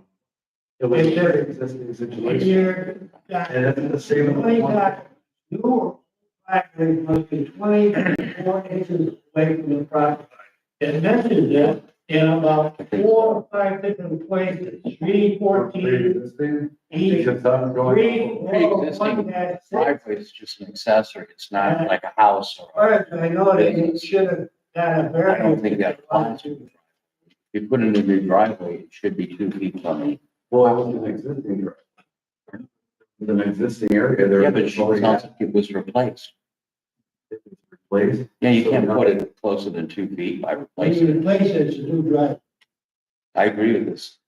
And You if know, you what look do you want at them to do? 112, they didn't have a driveway, it's all gravel. It was a gravel. They put the concrete in the same place. But the concrete is what, right up to the property line. It's in the same place as the other. Well, let me ask a question. Do you want them to tear the driveway out? Or do you want them to cut off part of it so it complies? It's up to you, but somebody dropped the ball somewhere. If we wanted to cement our driveway, we want the same privilege. But you're allowed to have one drive. No, it's called a parking camp. It's not a driveway. It's not. We've seen houses with 2 driveways, but they call one a parking pad. You want them doing? All I wanna know is how did this happen? Don't let anybody go back and look. Well, then why am I here? Look, Because you're asking questions and you want to know answers. And I'm giving you the answers. I went by this statement is. here's another statement that's kind of ridiculous, is that,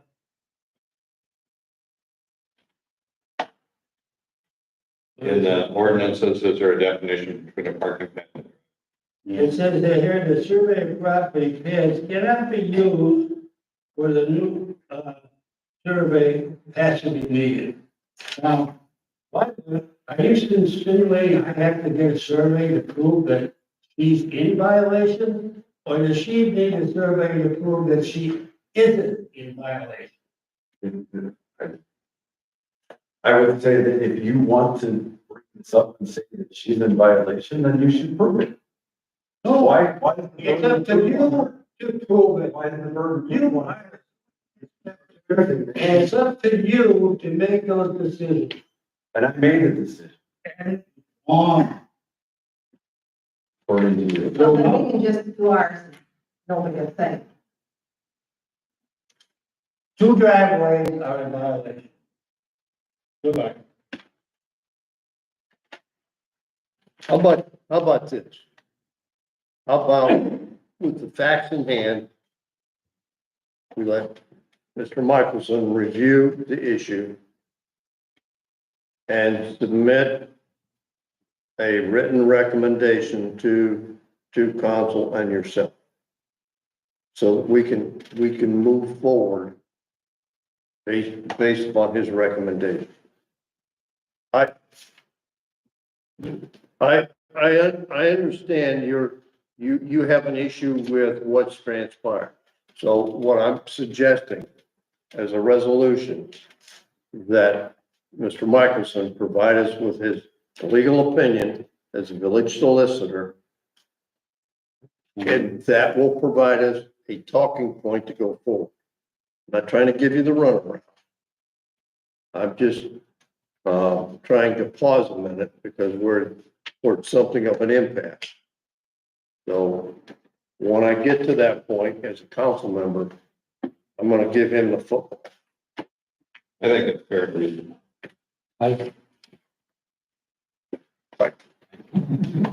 Yeah, I can do that. Okay. All right. And then, Okay, I'm not writing anything to council.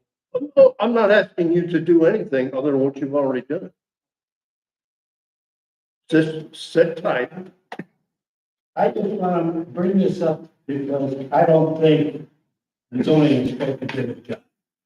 And I understand if it. I'm not here, nobody would know. I understand it.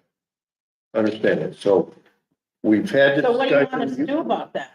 It's up to you, man. It's up, Mayor. It's up to the zoning inspector and you. well, you could give them a variance to run their driveway as close as the other driveway. I mean, if it goes to, we have to do a correction of it. But I was going by. I was going by what you. I don't know exactly, but you also said we've been in court. And we've not been able to go against people that have existing driveway. So if it's an existing driveway, I just usually say, okay, you're not making it any bigger than. Just like replacing your roof or So, something like that. question here, my driveway, that I come up with a gravel driveway. He's saying it's an existing driveway. I could have made, he's telling me to stay 2 foot away from, the pins. I I didn't have to do it. It's a gravel, existing driveway. I could have just poured it in the way I Do wanted, you want to enlarge it? maybe in the future.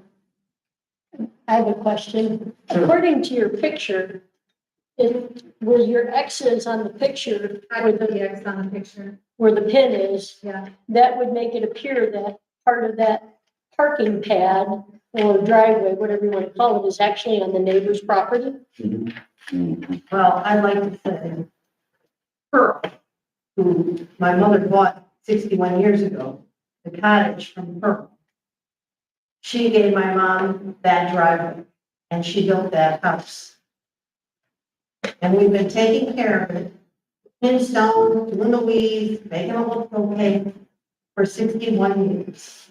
Did Pearl give you proof of that in Well, writing? she didn't give us a proof. Back then, it was word of mouth. I know, we've had a lot of stuff come up that was back then and But all the neighbors that lived back then. we still have a fire department if things So, like that hadn't happened. but they did. Let me ask this if I may. What is the resolution you're seeking? Aside from the problem identification, what will make you leave here happy? What's the resolution Well, I you would think, like? I don't know. The people for the driveway that want to make a problem. If they don't make a problem for me. So if we grant you the authority to make a concrete driveway, that's your choice. Either presently or at some point in the future, that'll make you happy. Going to the property line. So you'd end up with an 8-foot space Roughly, could be more, I don't know. to stick your tire in. I remember now, Jim, we had a dispute. Somebody had what they said was an existing driveway or parking pad. Parking, there was no garage there. And it looked to us like a pile of gravel, right? Just spread out in the yard. But the court said we had to allow them to pave it if they wanted to, because it was a pre-existing driveway. I remember now. And that's what I've always kept in mind. I understand. If they said that about it's what you told me, and if there's an actual driveway there, it's already there. Right. It's just like, I understand. I'm going to give a letter to council. So then, I think the people that are talking about should apply for it. To make it, I guess, legal and have this go away. so this gravel parking pad has been there for 61 years? And then you had Longer the, than that, yeah. okay, so then the driveway, I guess, to the east side of your property, that has been there for 61 years as well? And you would be happy if this homeowner to the left side of your house applied for a variance for the driveway that she has already had for? And that would be a resolution? And I give, Or do you want her to cut that piece of concrete? But she did not have cement asked her. She made a plow. So now the cement goes past that. And they parked their golf cart. Parked the golf cart was even hanging off a little bit. So when we pull out of our driveway, Is that the new picture? I have a picture here. Is that the one that you emailed us? The asphalt's all the way to your drive. Because I have it, it shows here on Google Maps that it was already asphalt. I mean, it's right, I mean, and the majority of that area that we're referring to is in the village right away, which is anybody can put an apron in. We stopped years ago making people stop property Right. and with the concrete. well, their driveway goes all the way out to the street too. Theirs goes in the apron also. or into the right of way. Right. So there's their sidewalk comes right up to the So road. there's, and I eyeballed it tonight looking at it, there's about a 16, let's say 16 by 1 foot, Right. 16 inches by 1 foot. It's- So if you're looking at the photo that I sent with the X on it, where those tall terracotta pots are, is not in compliance, but from the X out to the road, that would be the right. So the variance would be, I need a variance for 16-inch by 24-inch piece of concrete. Right. But I see what Chuck is saying, because in her application, the drawing that she submitted did not go all the way over. So I don't know the distance from the pin to where the drawing would have been, but they ended up tearing out all the asphalt and putting concrete where there was asphalt, which is larger than the drawing that they submitted. So then we should have her apply for a variance For the extra space. for the extra. And then should you ever want to put concrete in, you would need one as well. And also, on 112 Bass Bay, you have to address that. They're 2 foot all the way down. He's talking They're about close to 300. the Well, property. what good would I do to ask for variance? She already did it. But you're gonna make us ask for a variance and may not give it. So, and also, that driveway that you're talking about that you guys have, for 93 Longacre, when they park their car, they don't have to step onto your property to get out of there. But if you pour a concrete drive onto your parking pad, you have to step onto her property to get out of it. Is that correct? Speak up and And do tell. you know how many people were on our driveway fixing her house? 50 nails on my driveway, the cement, so she had everybody on our driveway. The council has asked me to give an opinion letter to council, which will be shared with anybody who wants it. So I think I need to go look at the rules and look at the law and do that. And I will, so. That's how we're gonna have to leave it. Because, yeah, well, Jim's right, we've actually been in court over this. And I think I remember the house. All right, You'll let them know too, right? absolutely, and, He'll be in touch with you, you'll get the, yeah, my number's on Opinion. the website if you want to call me or send me anything. I've got your paperwork here, complaint and the pictures, unless, We will respond to your complaint. We went there tonight too. I'm a little confused on my side, what would I do? what do you want? What do you want? You want to enlarge your driveway? Parking pad in or driveway, whatever you want to call it. You will have to follow variance like everybody else. If you want to go closer to your 10 than 2 feet. That's 3 years ago. Okay, Ryan, do that with the variance. that's up to the people that are voting that night. Nobody can guarantee that. We don't vote that way around here. You take your chances just like anybody else with the variance. But we're talking about extending your driveway or parking pad where now there's planting area.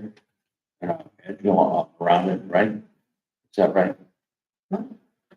The planting is on. The planning. There's a planter. Yeah. Yeah.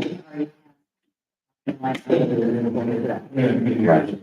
Well, this is- And I think there's also a guideline about the 10 feet, is that what it is? 10 feet wide driveway? Yeah.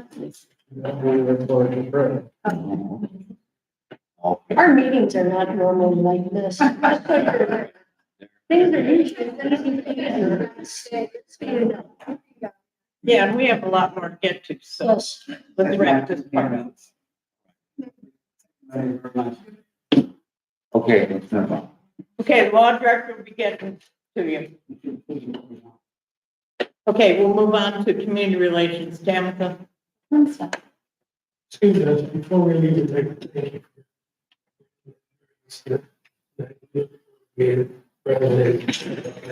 Do I understand that you're a law director somewhere? Usually still. How do you like this outfit? Past my bedtime. How much will it cost for your recommendation? Pardon me? How much will it cost for your recommendation? Same as yours. Where will you go? Seven bills for 28 years. Assistant law director, still in Roger Hansford. Very good. Thank you. And I have 2 of these meetings every other Wednesday. Not, Congratulations. So Ellen is a professional baker. She owns a baking company, Ellen's, so she'll be in the community. If anybody needs cookies, just give her a shout out. Thank you for everything. I really appreciate it. Well, yeah, Yeah, we'll both be passing around. Good night, everyone. good night.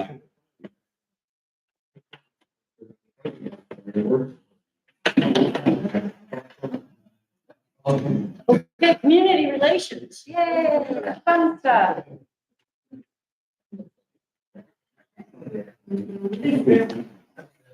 So the water party was a huge success. We had more people, more kids at the water party than I think we have ever had. We probably had a count of maybe 30 to 40 littles that were having fun, ages from 2 to 12, and some adult kids too. I think we're having too much fun. I want to thank Debbie Rustick. I want to thank Nandy. I want to thank Matt for helping with the party during the party. I also want to thank Jen Doherty because I was out there by myself with that 100-foot tarp and she stopped her car and pulled in the parking lot and said, "Do you need help?" And I'm like, "Of course I do." And she jumped out of her car to help me. She didn't have to. She probably had other things that she was doing, but she saw me by myself and she didn't hesitate to stop. And that's one of the things I truly love about this community. It's amazing. You know, I thought that event, I don't think I've been before, so when I got there, I was expecting more. Those kids were so happy with that piece of plastic and 4 swimming pools, and Yeah. that's all they needed. They Those didn't kids would need go slides and. all night long. I have to thank the fire department also because if it was without them, the rain actually started about as soon as the fire trucks got there and turned on the hoses, the rain started. So they shut down the hoses and I just started soaking up the tarp with the actual rain and they started sliding in the rain. They loved it. So yeah, if the fire department wouldn't shut things down when they do, those kids would be I'll tell going you, into those the water. firefighters were so happy. They just stood out there and held the hose for 2 to 3 hours. They just smiled on Yeah. their face. Well, they use it as a training. It goes on the books on the record as a training for them. So it's a benefit for them too. And it gets them out in the community doing something fun as well, instead of just sitting at the station. Someone, while we were there, did hand me cash, $7 donation to put towards the event. I gave that to Gary tonight. That's the second time in the summer. I don't know who it was. She was super sweet, super nice. And she's like, "This is all I have, but I want to give it to you." And I'm like, "Okay, thank you." And I did give that to Gary this evening. Speaking of kids' parties and donations and all of those kind of things, I do have a date scheduled for the Fall Festival. It will be the 28th of September. That is a fundraiser that I do, and it does raise money for the kids programming. So I am looking for door prize donations. Anybody want to donate a item or a gift basket or anything like that for that party? That would be fabulous and wonderful. I did confirm with Mike. He says he will bring the balloon back for us this year and raise the balloon again, which is awesome. But he said it's not in the budget for him to raffle off a ride this year. He's gonna have his first child, so I'm excited for him. So I was excited that he was able to join us, because I didn't think he'd be able to make it because his new wife is expecting. Pride is doing their party this Sunday. Yes, So this Sunday is the Pride Party. Make sure you attend that. What time is that starting? 5 to 8:30. 5 to 8:30. And then Pride is also doing in September, on the 21st, they're doing the golf cart games. Do you guys have a theme for the golf cart games? We're working on that. Working on a theme. Okay, theme comes. Yeah. Tour trackers, there are 3 that are scheduled on the books for the rest of the summer. We've got this Friday, the August 16th. It is, going out of Cleveland, I think. They're pretty good. I thought it was this weekend, the 16th. And then, We had 2 listed. hold on, I took a snapshot. It was, Catherine Doherty that gave that $7. It was Catherine Doherty? Okay. Let's see here. August 16th, rolling out of Cleveland, and that's gonna be on Beachside. August 30th, Greg and Jill are gonna be on Shorefield. And then September 21st, Mark Allen Chapman is gonna be on Beachside. So, And you all know that Alan Michelson was on Beachside last Saturday night, if you caught that. It's always fun. all right, I lost my place in my list. Okay, I got to here. I had an insert in my packet this week. It was from the Nexus Pipeline about calling 811 before you dig. If anybody wants or needs the information, I put the pamphlet up on the table. It's amongst the things on the table. 811, from my understanding, will come out and they're going to locate where all your utilities are. So that way, before you start a project and you start digging, you don't tear up lines. We have fiber optic lines that are lower or not as low in the ground as water lines and electric lines and all those things. And then everybody did receive a letter in their packet as well. We had a Miss Deborah Scalero send us a letter and some information concerning. She's here, actually. Hi, nice to meet you. Concerning the garden club's garden. Did you want to read this letter? Do you want me to read this letter? Everybody got the opportunity to read the letter? Does anybody have any comments on the letter?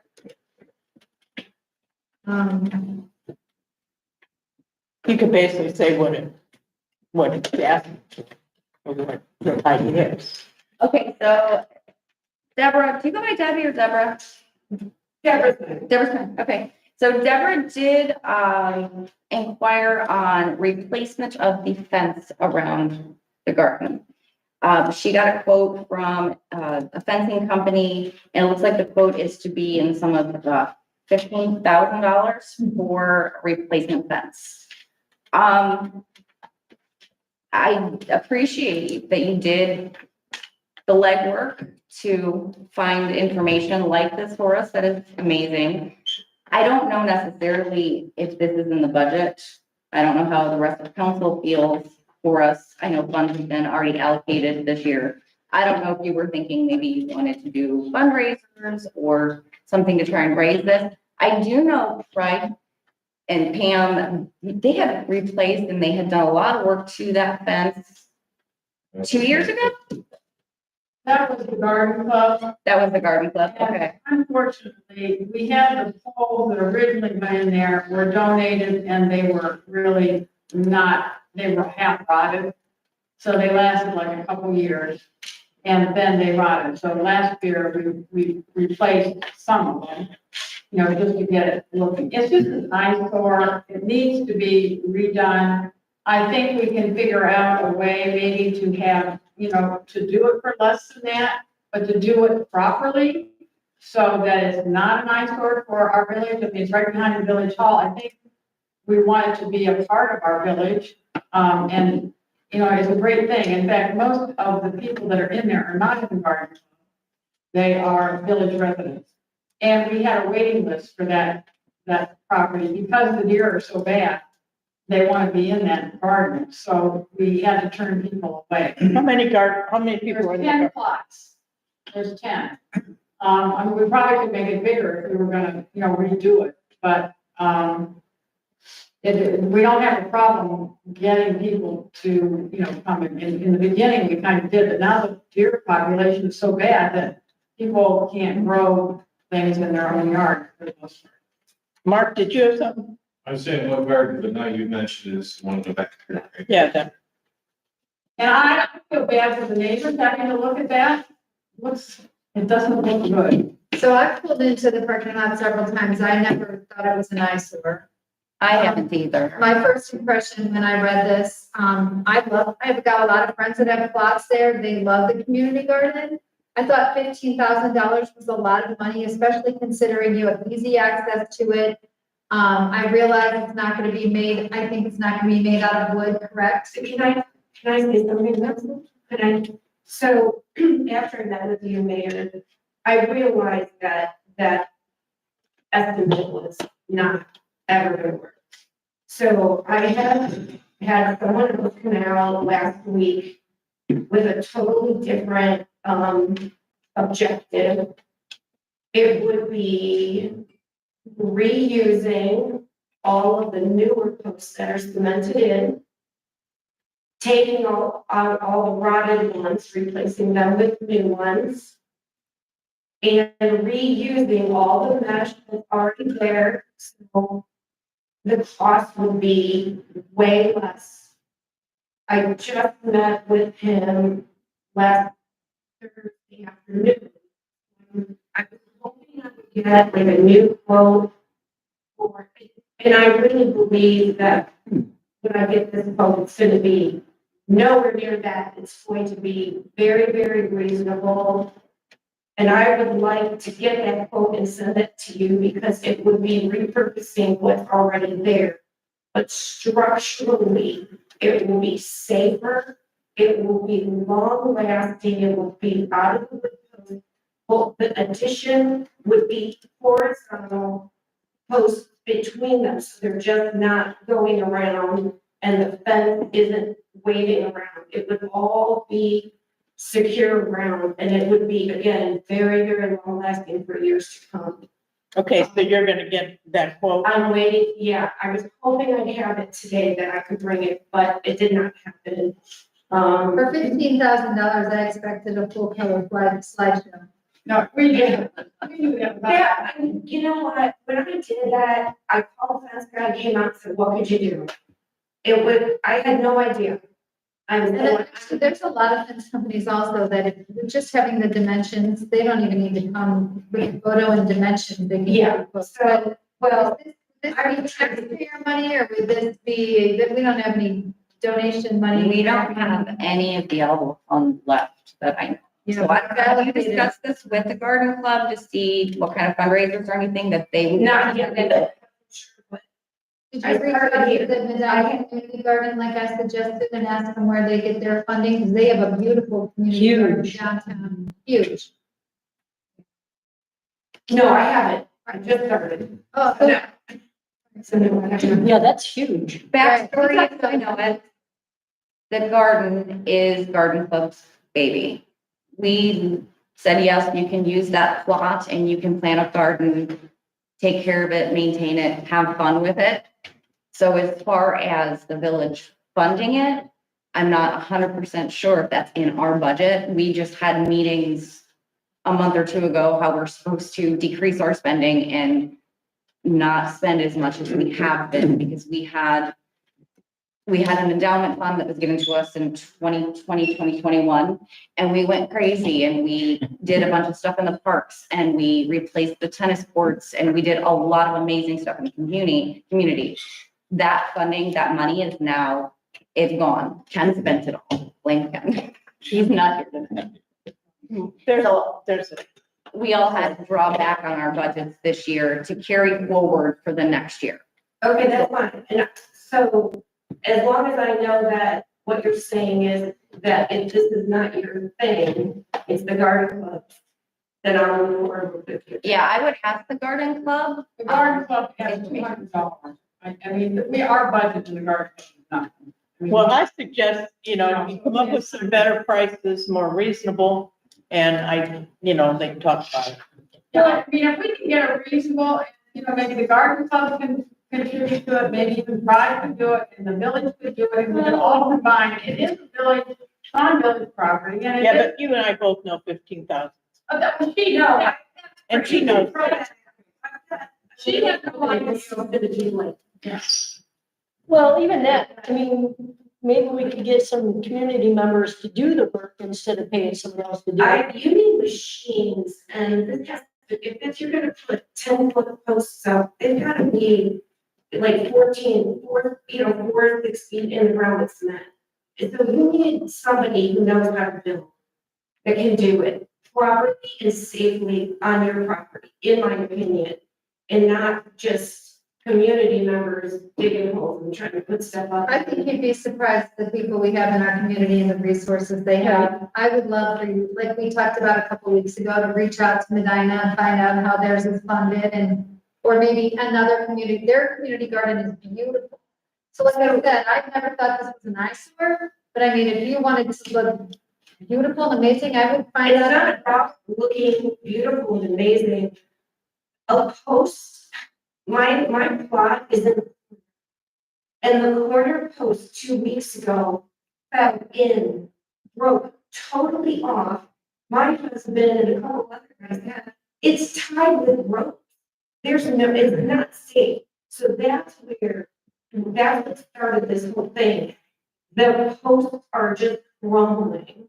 So I was like, I don't know who's in charge of this. Questions, and that's why I didn't even want to come to the city without talking or having a discussion until had more information. Here's the other thing she said about that particular incident. We do own that property. So had she gotten injured, would we be liable? And should we have these people sign releases? Yeah, I mean, Before they go in there?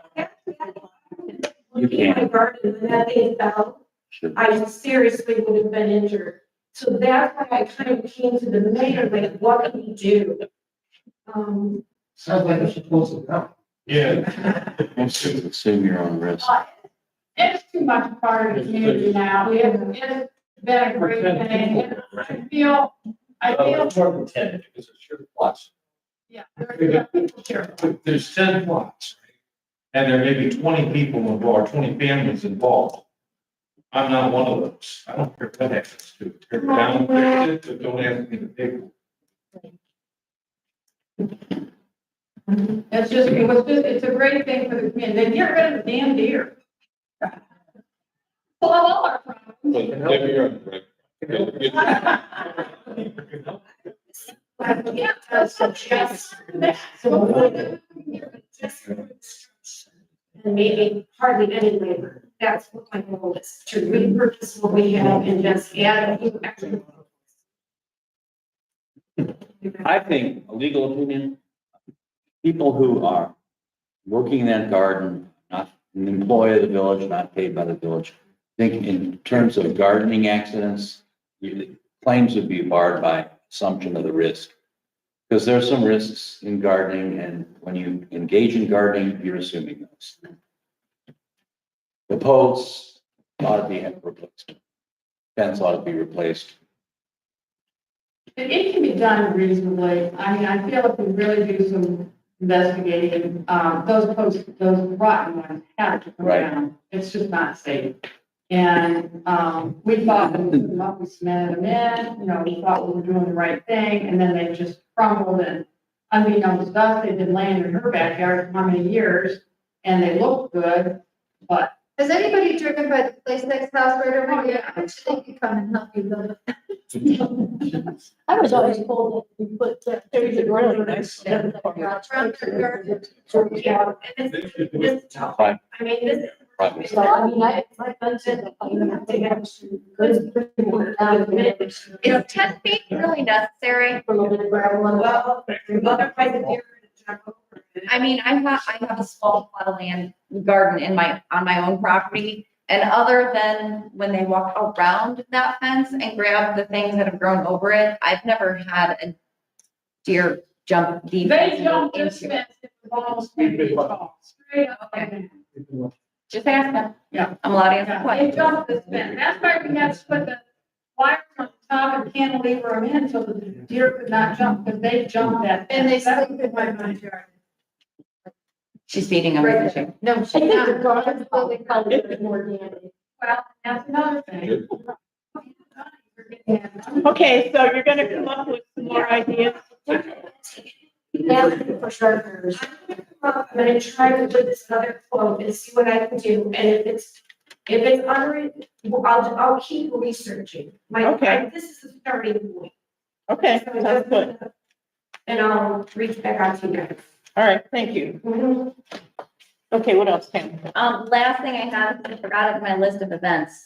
On the 19th of this month, Monday evening, the garden club, speaking of garden club, that's what jogged my memory, is having the Medina Raptor Center come out. And they're gonna be at Point Park, and I believe that was at 6 o'clock. 6 o'clock, Is that it's correct? free to the public. Yeah, so that'll actually, if you're into that kind of thing, that'd be actually really Yeah, cool it's a to stop by there. Yeah, Yeah. so we're gonna put out those as well, Claire put in her thing. today. I saw that today, yes. And that is actually all I have for my own stuff tonight.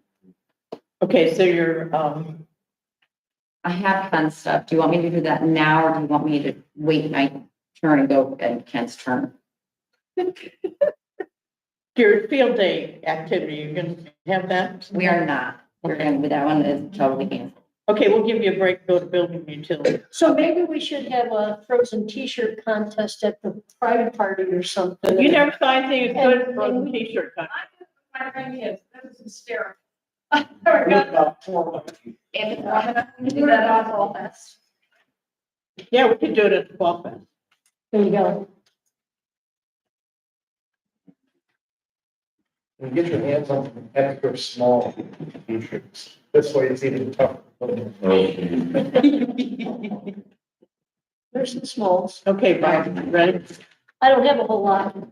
I dropped the ball. I really did. I started looking into the cameras and the cloud and buying cameras, and then my ADD kicked in and I got distracted by something shiny. And so I will have that completed this week for the cameras for the shuffleboard court.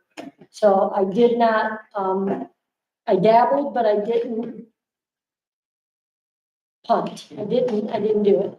So I will take care of that this week. So, and then the only other thing I have, really, I think we had tabled it before, because I think the sound system that we have, that we purchased, we had all the microphones and the speakers. We don't use them anymore. We have the owls. We've changed our meeting setup. CrossPoint would like to use that equipment. There was some discussion about letting them have it, and then if we need it for an event, we would get it back from them for our event. Or do we keep it here, and if they need it for an event, they borrow it?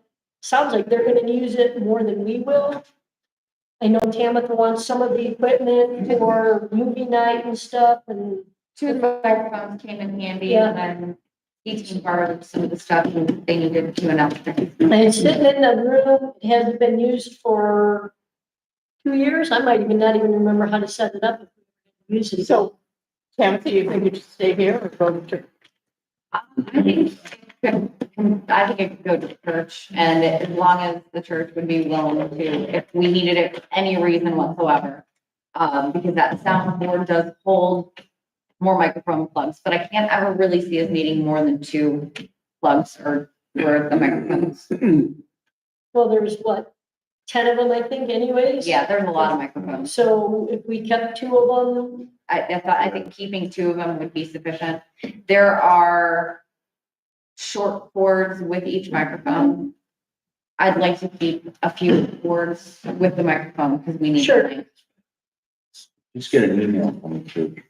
Okay, They agree to that. say that again? get an Get an email. email from the church saying they agree to that. Okay. So I make a motion that we donate Well, the, who's in charge? Well, Well, she's building, they're in the building. I'd say then you make the decision.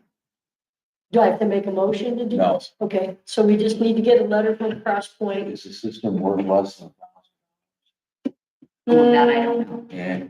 Mm, Don't. I don't think so. Okay, I mean, it's all is you. it less than 1,000? Yes, I think it is less than 1,000. Then you're the department that can make that decision. Okay, so we need a letter from Cross Point acknowledging that they would use it, that we would be allowed to use it at will as needed, And it remains the property of the village. and it remains the property of the village. Thank you. And I know that this came up a while ago with this First Energy thing with the lights and the bill changing, and I haven't heard anything more about it, whether or not it was approved by the PCO. But we currently have this contract that with the First Energy, that any street light that's malfunctioning, not working, burns out, it's replaced for free with an LED. Some people like the LEDs, some people don't. But with the new billing that they have, currently aren't billed for the kilowatts that are used, and they were installed for free. And I think it's about $200 per light. And the new billing with that, it goes from, for a 30-watt light, which most of the ones by the houses are 30 watts, it goes $7.30, 37 cents per fixture per day, Per day or per month? per, What do you mean per day? yeah, per month. Times however many of those that we have. And that is more than what they're proposing to bill. A little bit less than what they're proposing. High pressure sodiums are $7.95. It's an increase. It's increasing by $1.41 per 100-watt fixture. So they're going to start billing us for those lights. We are not saving any money by having these LEDs installed. That's the right thing to do. You know, energy use wise, we want to be, you don't want to use any more energy than you need to. And that's, I think, in the best interest of everybody. They're going to charge us more for less. And everybody? Peanut butter, they cut them out of the yard now. So, I mean, it's something that we need to consider for the future. Do we want to continue replacing? Did they give you any explanation? Well, you know what? Pennsylvania's doing the same thing. Let's see what it,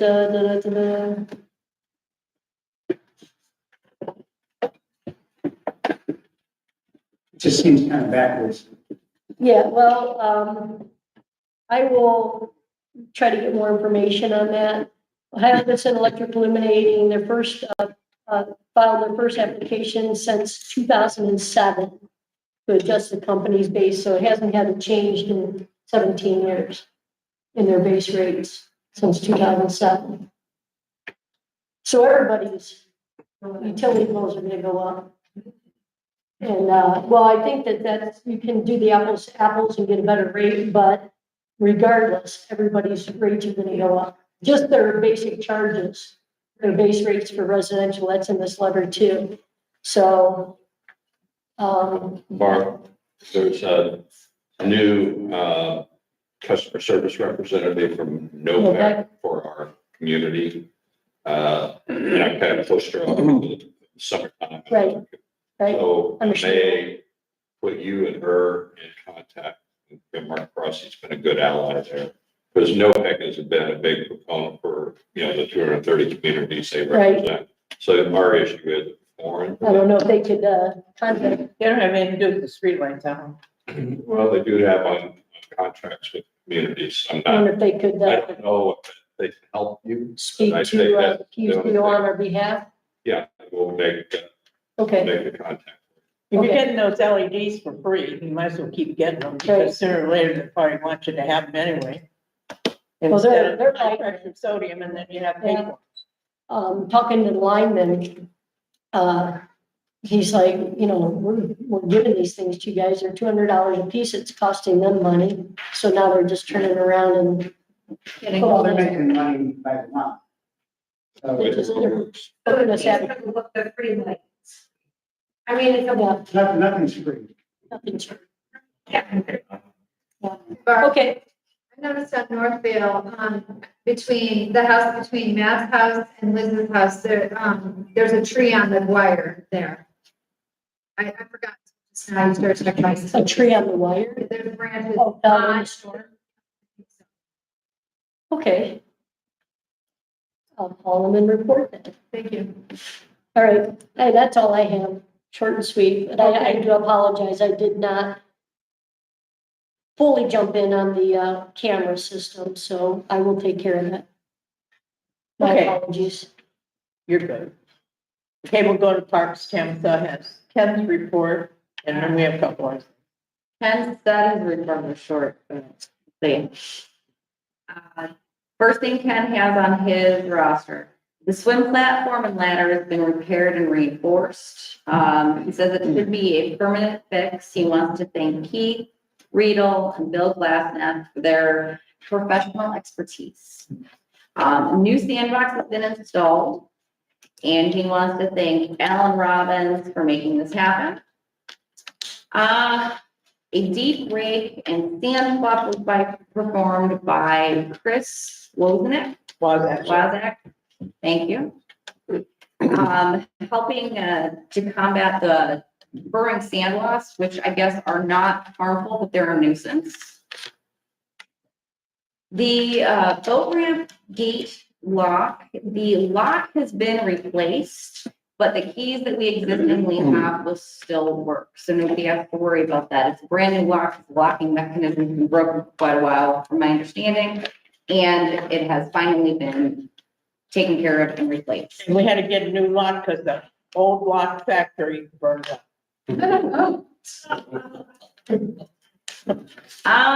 What Ken is calling Oval Park, Circle Park, the tennis courts, that park. Shuffleboard box has been installed, secured on location. And is Bill still here? No. Okay, Bill was supposed to give details if he's here, but he's not here any longer. The shuffleboard equipment will be stored in the box. A lock for the box and sign will be put in place soon. A key for the box will be obtained from the park attendant. So you'll have to go down to the beach, get the key for the box to get into the box to get to the thing. No, that's subject to change. Bill did call today and say that he got the box done, and Andy Weimer helped him. Thank you, Andy. And then they didn't have a lock, so I suggested they get a combination lock for up there, because after Labor Day, there won't be any beach attendants. Plus the beach closes at a certain time, so then there'll be no place to get the key if that's where you're keeping it. He did go down to the beach and get quite a lot of shuffleboard equipment from the shed down there, and some pucks and whatever. They hardly fit in there. We used to done the ones that. Yeah. He brought them all up. Yeah, that's what he said. He brought them all up and then he didn't have them locked, but I think combination lock would be better only because the beach tenants are gonna be gone after Labor Day, and people will still wanna play shuffleboard. And we have a combination already that we use all around, and so we just use that same one, it should be okay. No, So if I want to use the shuffle, how would I get the combination? You call and ask. Call Bill, call. I'm not gonna announce it publicly, that's a very secret combination, you know, somebody breaking our feet. Ask Bob Williams. Can they go down to the beach and get the combination or no? but after Labor Day. so- Oh, you're talking about after. Yeah, I mean, that's quicker, it'll come up quicker than we think. And then after that, well, you won't be able to get a key from a beach tent, so. Just saying. Or in the spring. So stand by, that might end up being a combination. Is that all for parks? I had a question. No, sorry, it's still going. It's almost done. Maybe. So Ken also, in his report, has here, the totals that were brought in from the selling of the stickers for beach passes, the one, he gives that every month. And, stickers for the boat stickers for the docking, for the permit, overnight permit that we were doing for the park district. Monies received for the village was $6,315.50 for our normal beach passes. And then the money collected from the Medina County Park District was $13,860, totaling $20,175.50. I don't know why that's super important to announce, but he wanted it on there. And then I had an email or something from him for the information John has for us tonight, but now I can't find that email from him, but I have John's email. But from what he told me, and he said John could tell us all about Okay, yeah, John has been, doing his job as the unpaid mayor's assistant and looking into, the pond down here on Lake Street, which has been an ongoing problem for us. And, he actually went out to, Lafayette trustee Ty Fullerton's pond and looked at that. And he has some, pretty good ideas from that. So John, would you mind saying what you found out? Try to keep this short and sweet, this hour. So, there was conversations with Leslie and Joanne, I told them about his pond and Reese's pond, and how bad it is. And I said, well, I mean, in my house, my pond is, he said, and he goes, we fixed it up fairly inexpensive. So Joanne asked me about into it, what I would call Ty, when I talked to Ty, his pond is beautiful, it's a great looking pond. And I said, I can't believe this pond looked like Reese's pond was it did. So, what Ty has been doing is working with a company called Pond Guide, and they installed an aerator in this pond, and they're using chemicals. And through this, through this procedure, he's got clean ponds. I called the Pond Guide. I sent him pictures of our pond. I used Google Earth to look at it, and got a proposal back from. And because we have an island, and because our pond is shallow, really, I have no idea how shallow the pond is. Anywhere from a foot to 2.5 feet deep in different sections. So last year, Keith had a company come in and actually do a scope of the pond. So I sent that to the pond guy, and based on that, he gave us a quote back. We need two surface aerators, so shallow. And they gave me I sent it to all you guys. They sent me a picture of it, superimposed on the matric scan that we had from Keith had done last year. So we put two surface aerators in there, and 6 months worth of chemicals. It cost us about $4,100. That's what we have electricity turned back on the pole. And electricity charges running the 24 hours a day, 7 days a week, are about $4. So once we get the pond stabilized and it looks better, we can play with reducing the time that the aerators are running. That's sometime down the road. John left out one part there. Ty Fullerton's pond looked like our pond. Then he started using this procedure with agitators. I love that word, agitator. They now use that pond as their drinking water. That's how clean it got. They always use the pond, it was the only water source and they purchased them. So the chemicals that are involved in this are safe to go into Chippewa Lake. And so Ken couldn't be here tonight. We did talk to Gary, and there is money available to do this. He's got enough in his budget. Some of it maybe even left over from that pond money they got last year. So I asked John to present this tonight with the thought that we have, that pond's a disgrace, and if we can just make it look cleaner, we have, every time we've tried to do that, we get into the dredging issue. Dredging that pond costs almost $200,000, which we know we are not able to spend or really want to spend on it. But to just make it look better all the way around, I think all of us would be happier with that. So I asked John to come tonight with this proposal so that if you did approve it, that if it were all to come together, he could get started on it rather than wait till the September meeting. So anybody have any questions about this? So we don't need 6 months of chemicals, because you said that in the letter, you said that after, under 50 degrees, it won't work. Right. So we probably need 2 or 3 months worth of chemicals, and And also, then, they have a package where about a 6 month thing is better to you. okay, So we're gonna use it till October, November, and then we're gonna use it again next spring. So it's a better deal for us.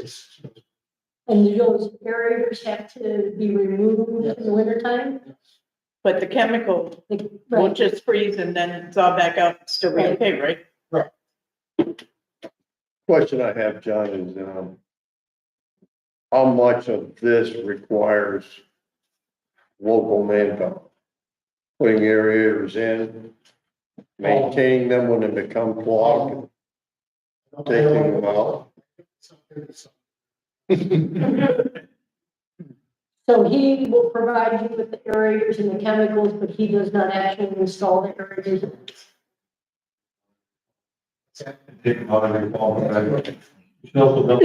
Yes, Mark. Because. Is it on its own meter? It will be. There's a minimum.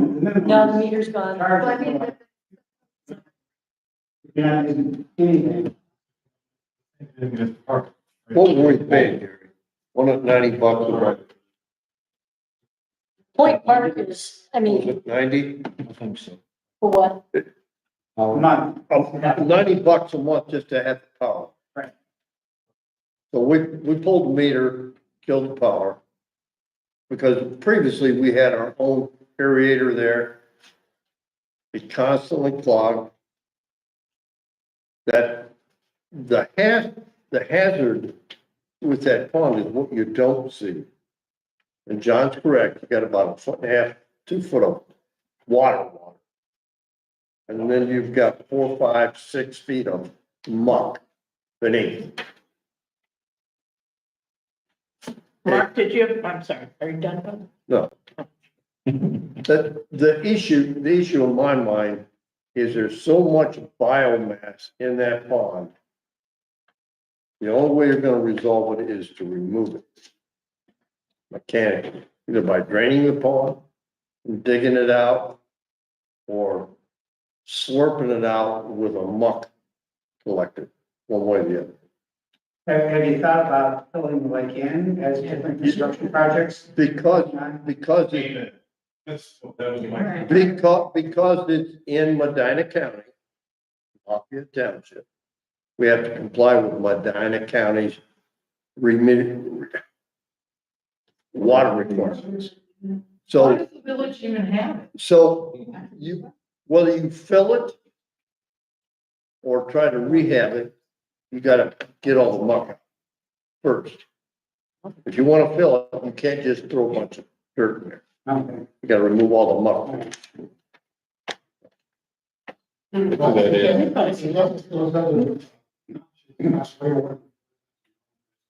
think it's worth $4,100 to give us a shot. The difference. We always get hung up on the same thing, Bud.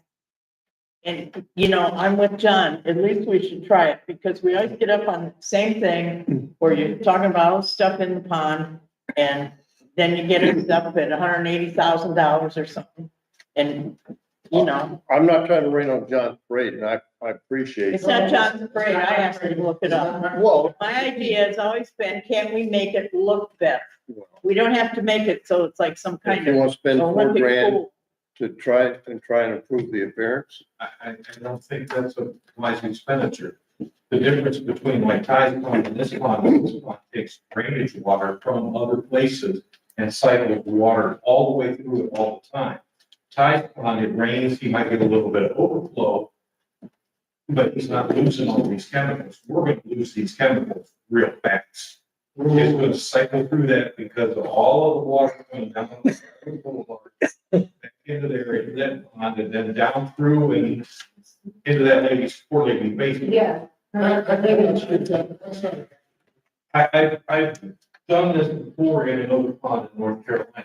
The guy wanted to have that blue colored stuff in it. Well, okay, we'll put it in there, and 3 rains later, it's gone. right. Completely gone. Also, but you go look at the level of drainage, drainage pipe is, it's pretty high. It still comes right down through there. It does, And it's all cycles through. It's taking new water here and shoving the old out down the other pipe.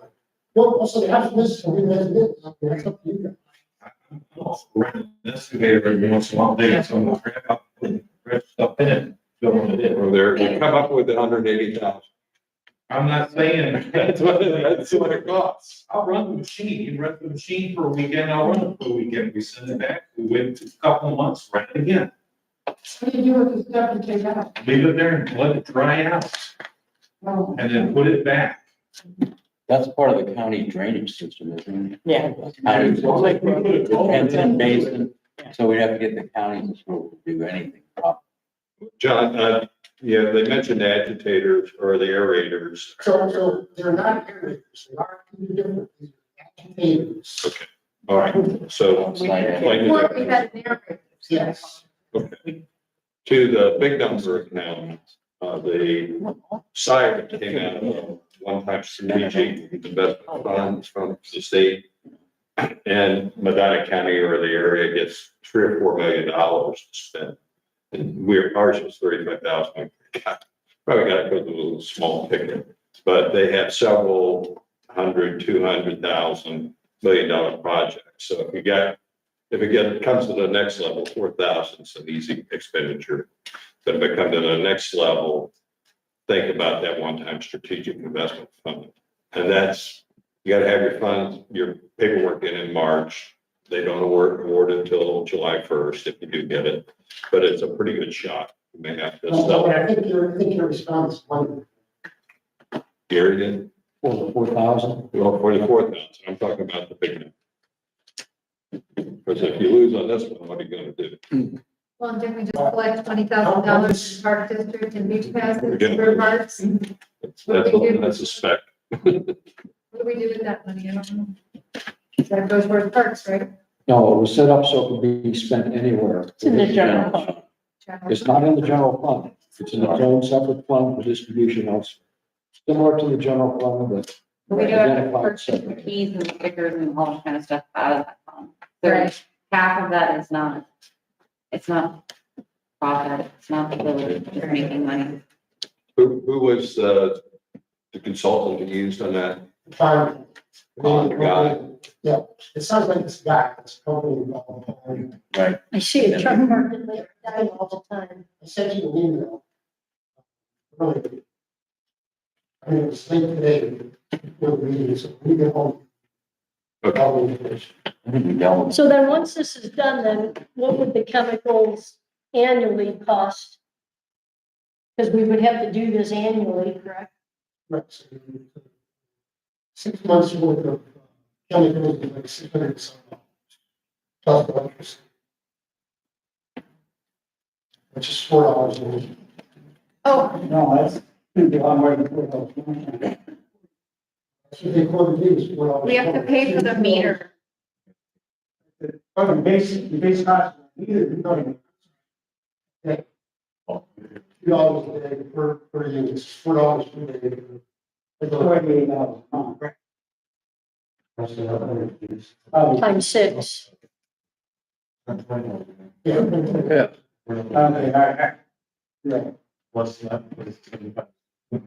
Well, plus, I mean, how much do we pay just, Gary?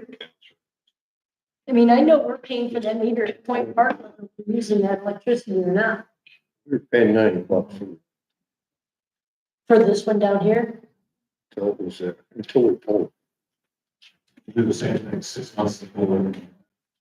Yeah. Seasonal Just shut tell them to turn off, it off. seasonal shut off.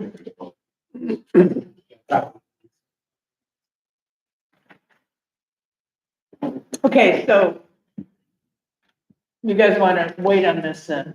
Is that where I'm hearing? Oh, whatever. I'd like to hear from the lawn guy. What do you want to hear from him? Well, they actually come over and look and then give us his best advice. That sounds like it just. Right. Yeah, but he got that study. Picture and all that. Well, that study that he got was pretty intense. That's one Keith had done last year. From another pond guy. Right, so we have this study that members say that you can analyze your, so I said it. Okay. So. Nothing beats I know, that's my opinion. It's true. I don't give anybody a price to go look at their stuff. Right, so it's not one. Where is this guy from? I should know that, but I don't know that. I know it's local. I see it. I see a pond guy truck parked at Lake Medina several times when I'm up there swimming. I see him parked up there. I think he's, I don't know if he's, That's the guy on Westfield Road. I don't know where he's. I don't know if he's up there paddleboarding or if he's doing something with Lake Medina or what he's doing. But I see his car parked. What's that? They're not gonna- Oh, okay. Well, then different company. Maybe that's what it is. Maybe that's what it is. This one, I was also told that, the garden club is gonna be planting, daffodils around the pond. I don't know if they talked to someone about that. They'd like to plant 300 daffodils around the pond. For the deer. To help make it look, they will not be daffodils. So the dirt. That's the one thing they won't touch. Alan, did you say that this is part of county engineers, water drainage? I think it's part of a small drainage system that's beyond Lake Road and down. catches Lake Road. And it was this is just hearsay, but I was told it was built as a retention basin for water when it came down. I mean, if it's a retention basin, it's in Lafayette Township, wouldn't this be part of the county engineers? County engineers know quite a bit about. Yeah, this. they do. Years ago, county That's why. engineer came in, Briarwood was one filled in and came and told me could not. Well, shouldn't they be maintaining it if it's part of their drainage, even though it's on our property? I mean, it's our property, sure. Well, the township donated it to If the it's part of their village. drainage. No, we bought it at an auction. Thank you. Because we own it. When was that done? That was done 20 years ago. Yeah, I don't think they're responsible for it, I'm but just asking. they're gonna come down on you if you mess with it. Right. Putting your agitators and chemicals in it is under the radar. I think you should just do that if you want to. But as far as filling it in or diverting it, another story. Yeah, if it's a detention basin, you can't get rid of it. Right. And that's not my understanding. Yes, Deb. Because I walk that way all the time. And I don't know like whose responsibility it is for, like from the road to the pond, like the edge of that. But I can tell you how many times I've seen people dump their grass clippings and. It was last month's meeting. Yeah, Right. talked about it. Okay, I wasn't here. I noticed too that somebody's been mowing a path through Yeah, it. and I don't know who that is or where that goes. But because I've come home and said, great, why do people in our community do something like that? I can't have to take my grass clippings and go throw them over in the pond. Well, that's what we, You know, a dumping, I have a dumping. Well, we do not have an ordinance that somebody fined if they get caught. Plus, that's not in our village, it's Lafayette Township. oh, But we own the property. Right. We own the property, but. you can put a sign, no jumping, no, no. Right. Like maybe that doesn't help the pond state. I'm just saying that. We own the property, but we don't own the right. That's love. No, but we can regulate the property. No, Yeah, that's why we passed the ordinance last month. Yeah. actually, I wrote the ordinance. Okay, we're gonna move on from the We have pond. first reading. since that doesn't seem to be working out. So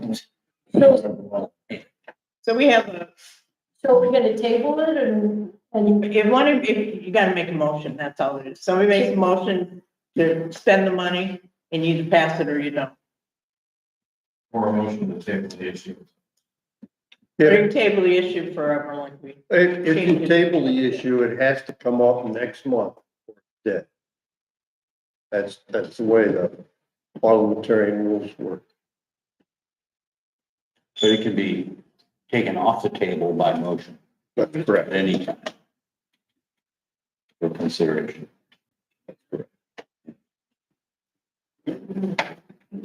So we can I think either we- take a shot at trying to clean it up or just forget we about should it. get a fresh start on it next spring. I mean, no sense in putting stuff into it now and then it's gonna set for, do 3 months worth of stuff and then it's set. Too late in the season, John, to get started on it, or I'm sorry. is it too late in the season to get started on something like that? Is there, And actually, my discussions with everybody. See what. How long do they say it takes to get to? Well, I mean, I mean, would they be able to see a difference before? I mean, we're looking at 10 weeks. to work on it. I think we should hold off until next spring and then bring this back up again in the spring and maybe we have some money that we could, I don't know. I mean, next year's budget, maybe we could carry over. We got some money to do it. And then we can get started, boom, right, March, April, when it warms up.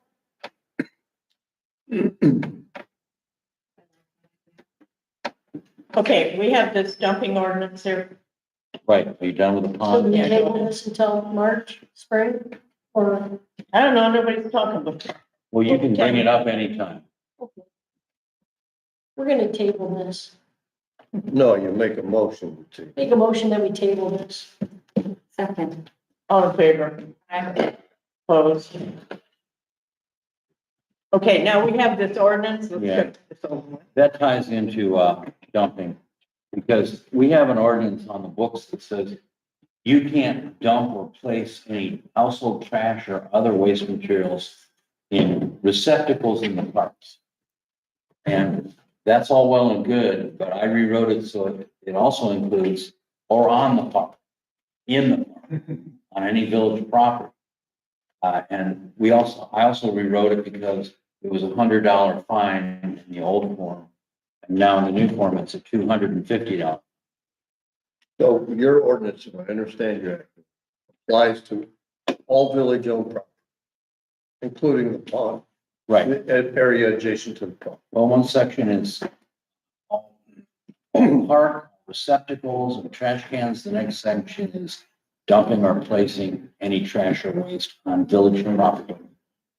Well, that, okay. And that would cover Reese's Pond, it would cover. Yeah, okay. So that's how I rewrote it to go in the code of state ordinances. And you had a first reading last meeting. So if you'd like a second reading, go ahead. Do we have to have signage to be able to enforce this? No, but it's a good idea. Yeah, no dumping. I mean, this all started with, let's have some no dumping signs. So I'd say you get some no dumping or littering. Because I know tonight when I took the cans down at Willow Park, the one was half full with glad bags and hefty bags. The other was half full with poop bags. Oh, yeah. I filled one. Greg? That was the last, Well, there's an exception here for trash generated at the site. well, if you're having a picnic, Yeah. Food would be that, what is that? plates, That's- tablecloths from a picnic. One of the problems I had is that I was understanding that, let's just say, in the spring, we get flood and there was debris, sticks and stuff like that. And citizens down there were gathering that, putting it in a pot. And we were trying to call that dumping. I just had a real problem with dumping, where they're trying to actually clean up that area down by Right. the dock. I wouldn't call that dumping. So I just, some of the conversation that was similar So if you take your trash from your house and dump it in the park. They were isn't centered this on that, Alan, you're right. Or if you dump grass clippings. Grass leaves it on. clippings, tree limbs, whatever. Greg, yeah. Yeah, and, I have a neighbor who has rubbish in the yard, and so I looked at our ordinances. We talk about garbage. Suggestion is, it's not just waste, because we've already defined rubbish. So we have garbage, which is household garbage waste, but we also have rubbish, which is trash to some people. So we've already chose some wording. You're just saying, right, No, the wording I put in this was household trash or other waste materials. so, And I thought that was pretty inclusive. We do have a separate ordinance if you accumulate trash and rubbish in your yard. Yeah. That's a so separate. what's trash and what's rubbish? Well, I'd say, waste materials covers all. I would. It's defined in the ordinance. You gotta read it, but it's there. So how do you find the people that are doing, it? Like, how can you go look it up? Like, how would you find them? Always the problem. They're caught? If they're caught. Oh, if they're caught. Like, if I take a picture of somebody doing something and I give it to you, because I've got some of those. If we can identify who it To is. that end, if you get a license plate of a vehicle. Yeah. Picture, Car.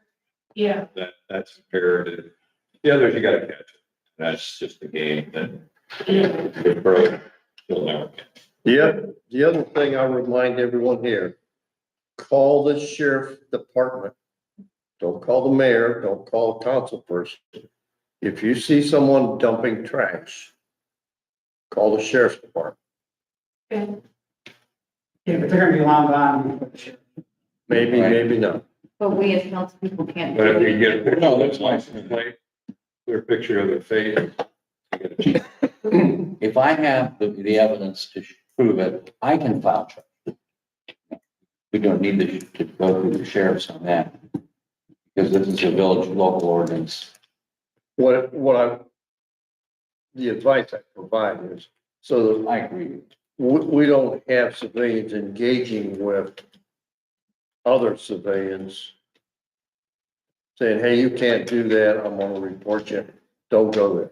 I think fines would be a good thing though, in certain areas with the $250 fine Right. if you're caught. Because I imagine a lot of people don't even know what our ordinances are, and they don't care, and they're gonna do it anyway. I talked to somebody who was dumping there, and she saw other people doing it. Yeah, And then she said, I didn't know there was a problem with it. She goes, I will not dump there again.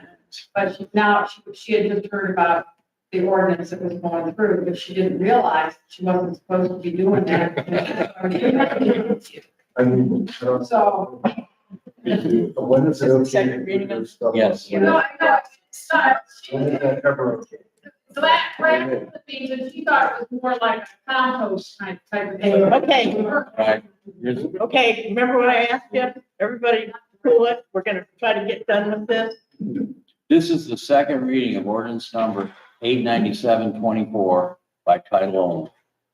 An ordinance amending ordinance number 548-02 with respect to dumping of household trash and waste materials in public properties in the village and declaring the same an emergency. Is there a motion to waive the third reading? I move to waive the third. All in favor? Aye. Opposed? Motion passed the ordinance as an So emergency. moved. Second. All in favor? Opposed? Okay, Okay, we will go on to, is there anything else? not on I this. don't know, there was nothing else in parks. Okay, John. street squad. Streets, currently we're gonna have a 30-year note. It's gonna cost us $5,187 a year for 30 years. And that's associated with the lower end of Brookshore. I had engineering associates provide an estimate of what it would cost to do the upside of Brookshore. To do it completely, $843,500. To do the next section, $568,500. Which would amount to loan amounts of per annum, $24,229. That's inclusive of the current, or $16,539 with a lesser stretch. So 30 years, 0%. Yes, it's still 0% for 30 years. What I propose or recommend is that we not engage with either option for the next coming year. There has been discussion at state legislative level about reconfiguring OPWC, which is the Ohio Public Works Commission, of how they loan money, kind of money they have available. And frankly, that for a village of our size, that is our lifeblood. If we don't have access to those grants, our road repair program is gonna be hugely impacted. When they redo a road, all you need to do is drive by Brookshire and look and see what goes on. It's extensive. It costs big dollars. And for the longest time, OPWC funded like 89% of the cost. Well, since COVID, the costs have doubled. So as the road guy now, I just want to take a breath and see how we can put together a package that's going to be based upon adequate forecasting and anticipation of costs, funding sources. And I'm not prepared to do that. And I cannot, in good conscience, encumber all of our resources by moving ahead and recommending that we do option A or option B. We just don't have the financial flexibility. I don't want to take all the socks out of the sock. No revenue. So that's where we find ourselves. Okay, thank you. Do you have anything else? So, ma'am, Okay, law director? Did you, take the garbage can that's missing? Who put all the garbage cans in, that property? All the garbage cans are Carlos's lot. but yeah, we moved them to a common pickup point so that the garbage truck can get to them because of the weight of the garbage truck. Right. Previously broke the water main. Okay. Did somebody take the garbage can from Point Park and put it there? Yeah. Okay, 'cause I thought, We're just trying to do them a favor. okay, I just thought maybe it got thrown in the creek or something. Oh, no, it's good. It's up there. Okay, all right. Are they numbered? Like, aren't those like assigned to a person? We put the house numbers on the cans. So they wouldn't get Okay. misplaced. Go ahead. I've got 3 cases in court, 2 right. One was a defendant who was found guilty of disorderly conduct. Fine and cost total $252. Case number 2 is assault charge, which is set for trial next week on August 21st. Number 3 is 9 Parkway Path. I have new charges already to file. A little slow on that, but they're ready.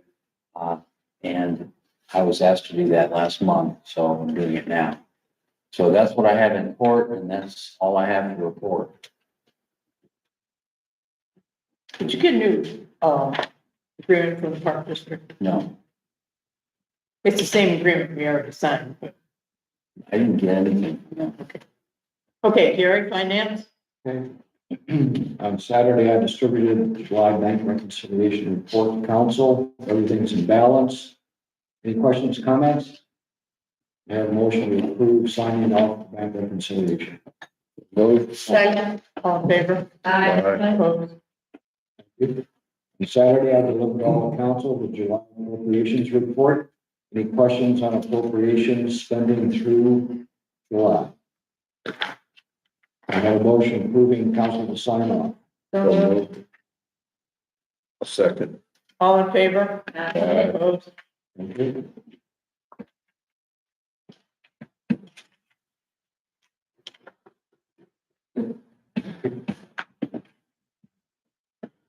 Tonight, I'm pleased to announce that all village officials who were required to receive fraud prevention training have completed all training. It's all done before the September 29th deadline. So thank you, Mayor. Thank you, all council members. I appreciate that, especially our auditors who appreciate that. Thank you. We still have several employees who have not yet completed the training, and continue to follow up with their supervisors to get that completed.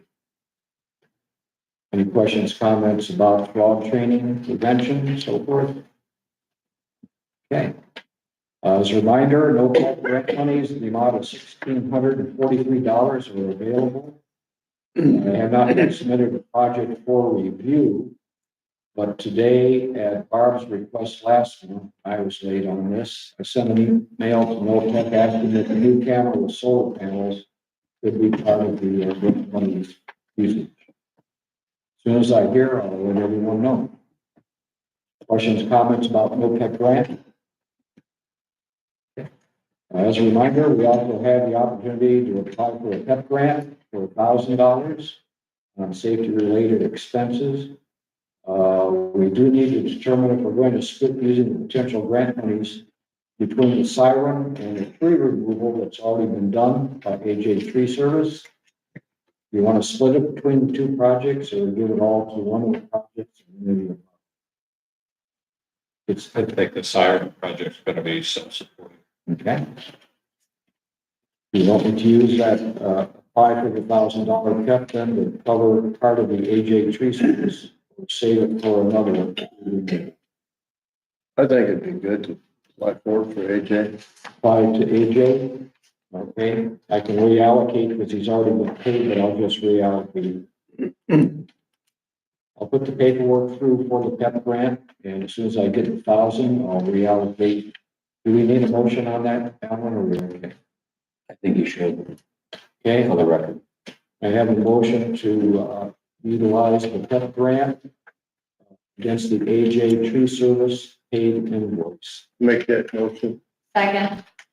All in favor? Opposed? Okay, thank you. As of the end of July, balance in the primary checking account, $369,884.28. Money market, $200,384.46. Star Ohio, $109,270.52.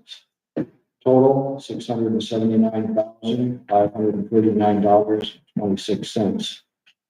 I always remind everyone that, yes, these are a lot of monies, but almost 50% of these monies are what we call restricted. Can only be used for certain items, mostly streets, road and bridge. And the other half is primarily general. And of course, we have appropriations out this year, and so it's not all free money, meaning part of this money has already been committed to for this year. So it's not like we got $679,000 sitting there that is free, uncommitted, and can be used for anything. That's not the case. Yeah, and I'd add that I'm approximately 91,000 of uncommitted money. Streets. Any questions, comments?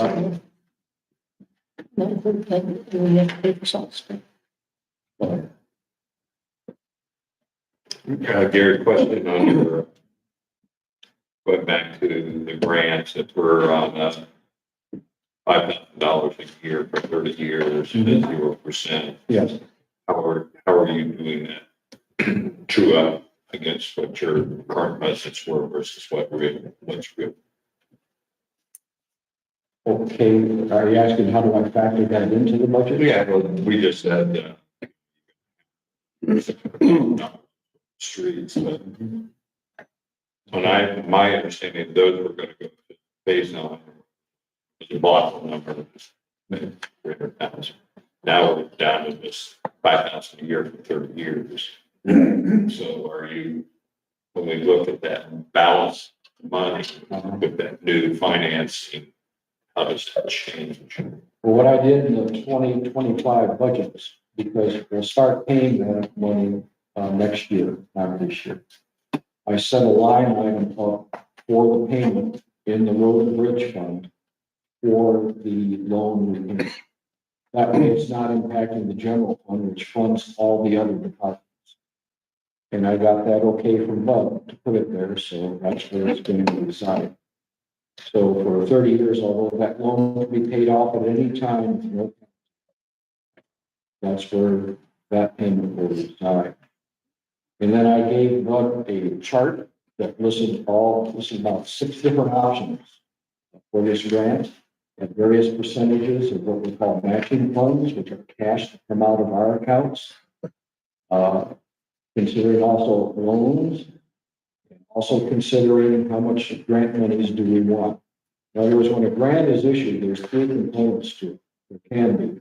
One is always the matching. Villages, cities, towns are always expected to put in some money into the game. That's the matching grant portion. The second portion of it is how much of the other needed monies do you want as the grant, which means you don't pay it. It's free money. And you can apply for a portion of the monies you need as a grant. The third component of it is how much of the total monies you need do you want to take? Do you have to take a loan every time? Absolutely not. The way grants are awarded is called a point system. The more you use of your own village monies, township monies, city monies, and the more amount that you take as a loan, they give you higher points. Why? Because they're not depleting all their monies to pay you through the grant. So those 3 components are a part of every grant, and it's up to the village to determine, do we want all 3 elements? Do we want just 2 of the elements or what? And those were the options that I presented to Bud. I would say a total of like 6 different options at various matching fund rates, various loan rates, and various grant amounts. So it's a bit of a complex process, but you always have to look at all the options. And they pay the loans back biannually in June and again in January. Be $2,500 twice. Yep. Now, Medina County, this is the engineers, they don't help us because they don't tell you if you're winning or losing until the end. The engineers are basically out of it. It's all up to the OPWC, and Medina is in district. So all of the communities that are in District 9 put in all of their OPWC grant applications. Then through the point system that I just mentioned, and there are other factors besides just our finance. It's quite an involved process. There's like 20 different categories they're raised. So the ones we can control, I gave to Bud, points that we could award for each option, we could be awarded each option. Those that are discretionary, basically at the county and state level, that's all about. Well, some of my proper concern with Bud, I understand Bud's reluctance. But let's say this grant took us 3 years to get approved. If we take the pause next year and we get into another 3-year lead up to it, I guess I'm a little concerned that we're not in the game. I can answer that. Okay. This village was extremely lucky, and I never saw my village in Wayne County, we could never get away with this. For multiple years, state funds pay 88% of your grants. They just absorb it, which was amazing to me. That's never happened to me in Wayne County in 14 years. So what happened is now they've tightened the reins.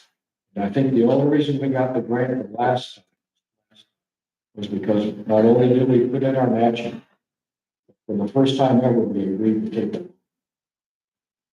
So that helped us on the points, putting those extra monies in, and not taking additional monies out of the allocation to the county.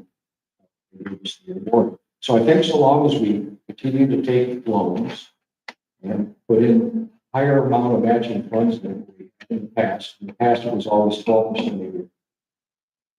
What do you recommend? Well, this last one, we put in 21%.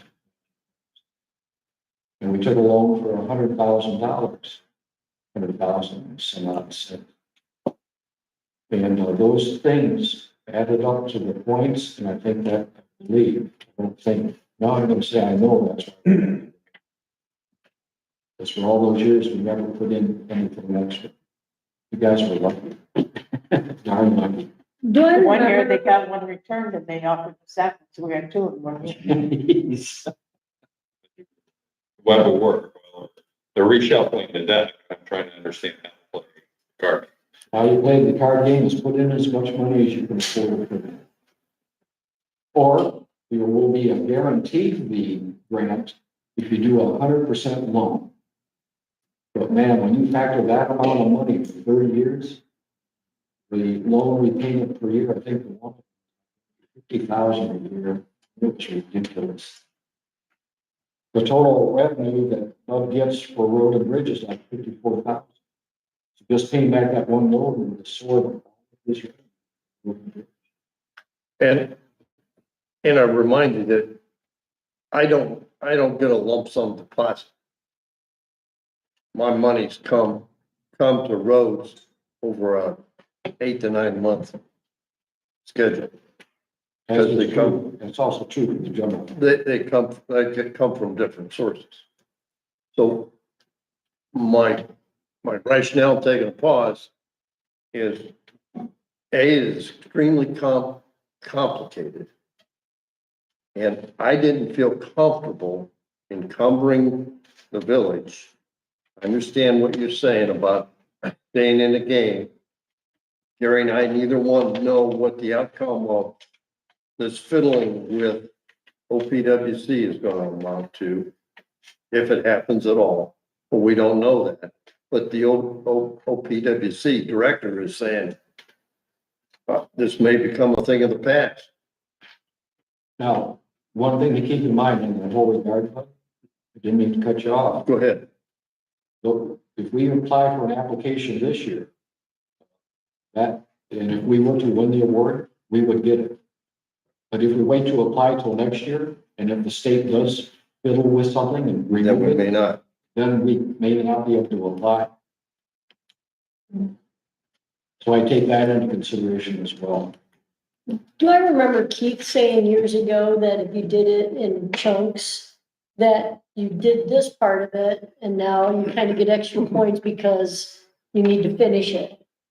So if we do a second portion of Brook Shore, that we would get a couple more points because the project has been started and we need to extend that. I thought I remember Keith saying that a few years The ago. bottom line on this one is we can't afford it. Right. I'm just, So if you wait a year, you take your chances, Right. but we waited a year before. no, I'm just saying, I just wanted to see if I was correct in what I remember Keith saying.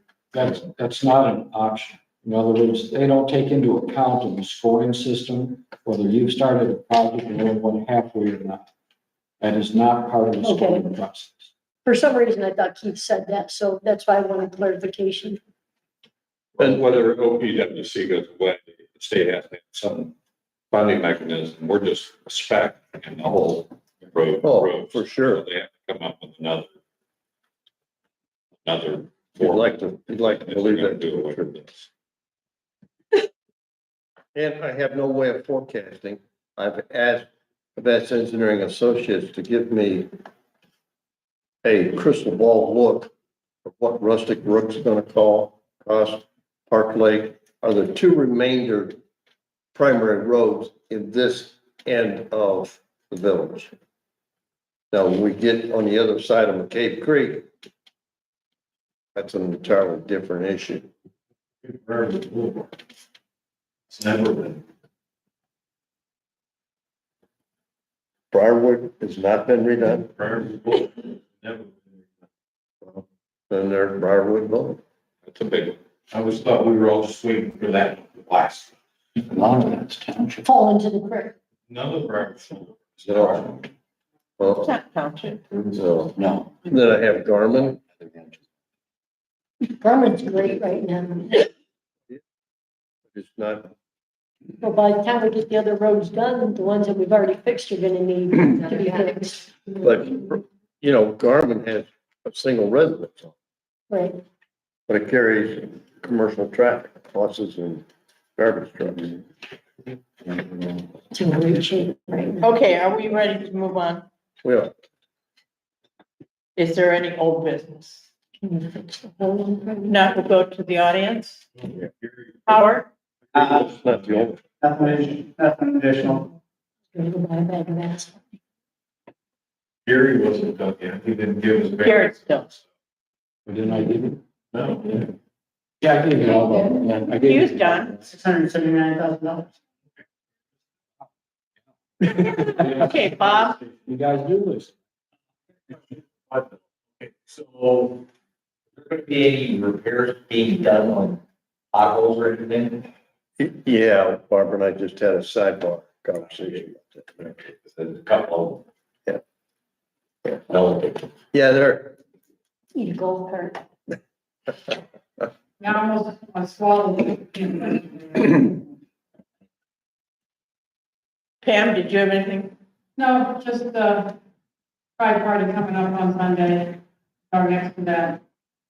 Hoping everything turn out in good weather. Yep. Mark? Two things after the conversation during the zoning variance meetings today. I think it's time that the village sit down and go through the zoning ordinance. Fix it up and clean it up and get rid of the eaves thing and make it the foundation thing and all that stuff we've been talking about for 2 years. We don't have to have all these variance meetings. And then the question that I have is, if I wanted to build a house, and we build a permit here, zoning permit, and I need to go to the building department, I need to get a building permit. correct, When I apply for my zoning permit, do we review my plans? The only thing that's required is a plot plan.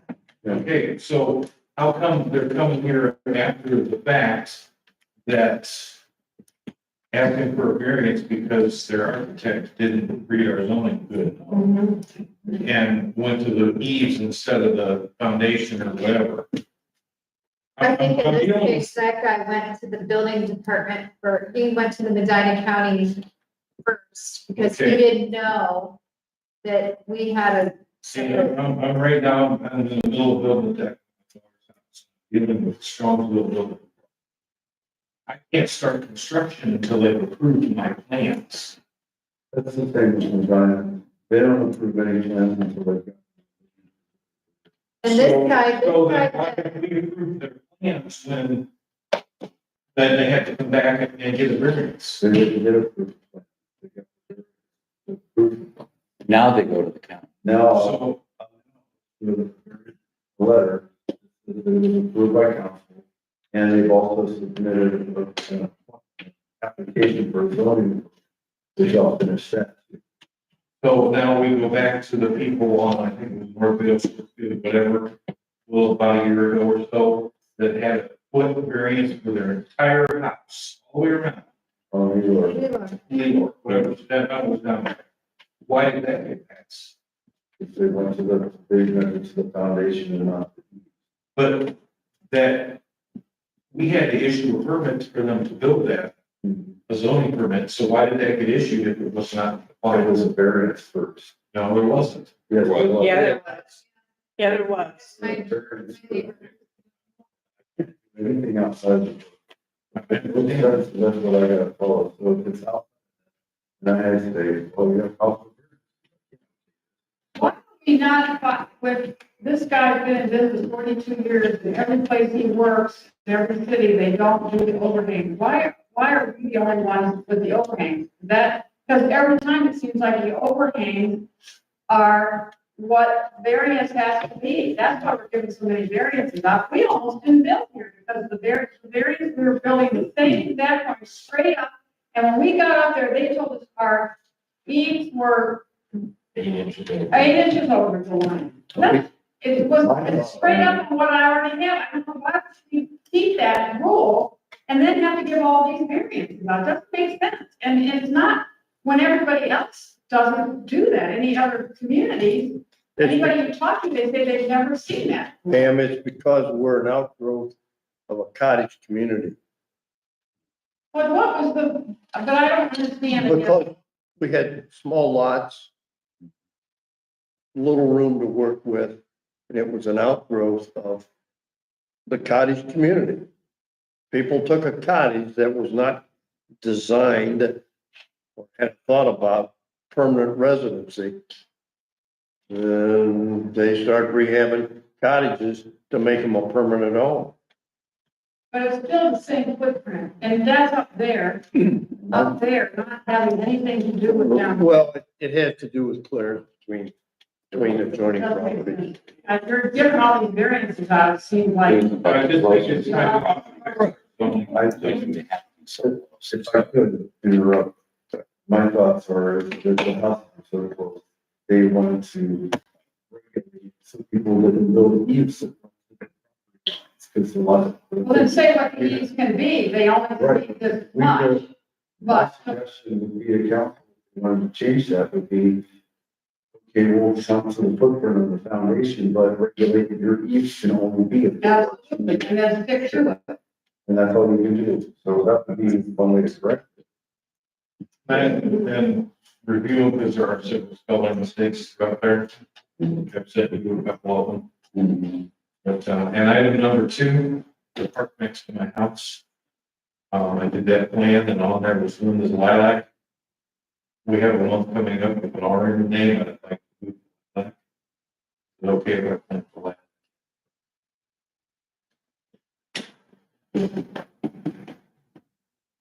Is the plan approved? Oh, yeah, I mean, that's okay with everyone, right? I'm gonna give her. Well, I remember this wrong. Anybody have a problem with him planting? A lilac, What kind? Barb, really? Okay. I was, It's a liar. It's a big, Miss Kim ones really smell good. Are you gonna go smell it? You might. I might. Okay, anything else, Mark? Was it on the plan, did you already? yeah, the plan and have that one time, okay, we start talking. Right in the middle of the, Allison? Andy? no, Joe? That'd be great. I have a couple quick comments, back to the garden. Oh, the 50,000, that included digging out some of the cement. There was coal that was cemented in it.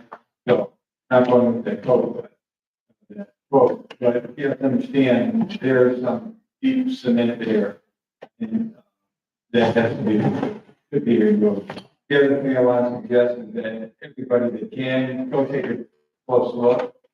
There's poles that are strapped to rebar, and you look close, it doesn't reflect the pride of our community.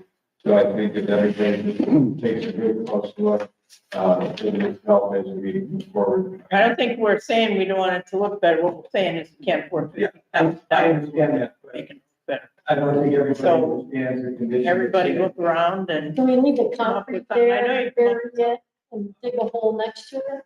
Well, it was suggested that some of us in the community do it, and we're all willing to work when it comes to digging out 3 or 4 feet. Bury it and dig a hole next to it.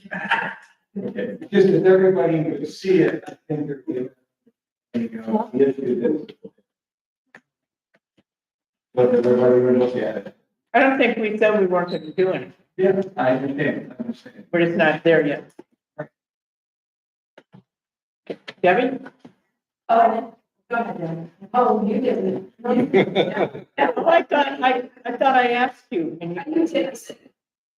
you- I just wanted to thank everybody for the support for the ski team and let you know that we will be doing a Labor Day ski event. I'm not sure when it'll be yet. Our contract shows got canceled by the vendors, so we might still do it on Sunday evening. I get this feel for skiers are available. But the highlight show is Saturday morning of Labor Day weekend at 10 o'clock. It's all done to. So if y'all want to come to that, that's always quite entertaining. Yes, it is. And that's all I have. Al? I was curious what's going on with the trash pickup. Well, they seem to have missed it. They told me they were gonna come Friday. They didn't come, hopefully. I don't know if they came today. Got it today. No, they did it late, but I was down there late that. Are they able to all Oh, no, we were down there today. We were there and it's some terribly. Trash can broke out. Oh, and we're trying to fix it, and very purple there. It's not the first week it just happened. Yeah, I know. I called the guy and told him, and they told me they were coming last Friday and they did not, so. Then I called them Saturday and left them a message, and I figured they might make us wait till tomorrow because it's a regular day, but I guess. And the hill going down, by the ramp that goes down to the beach, the ones that the kids use for their unicycles and bicycles and everything. Yeah. That's gonna be causing some erosion if they don't get it pushed.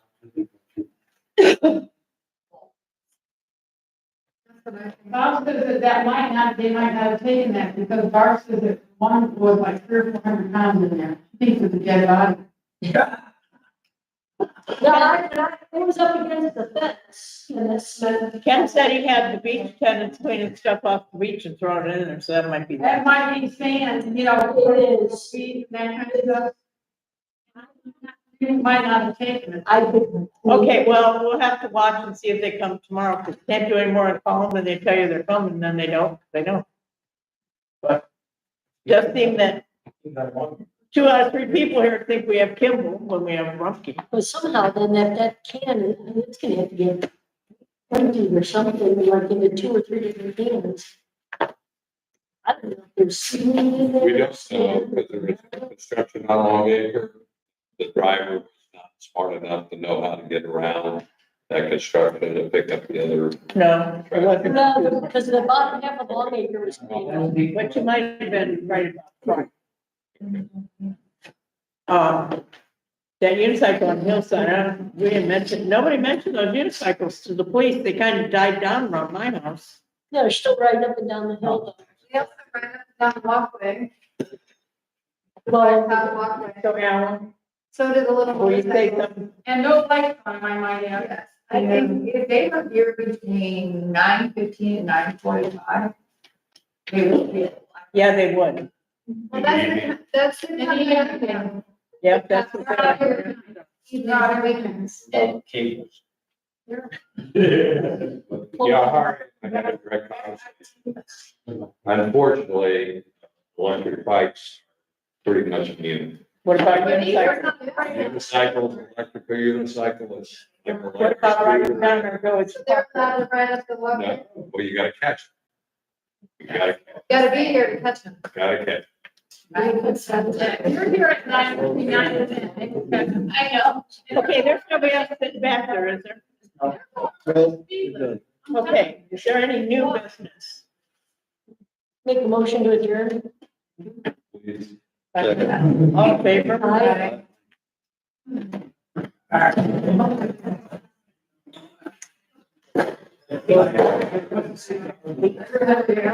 Everybody,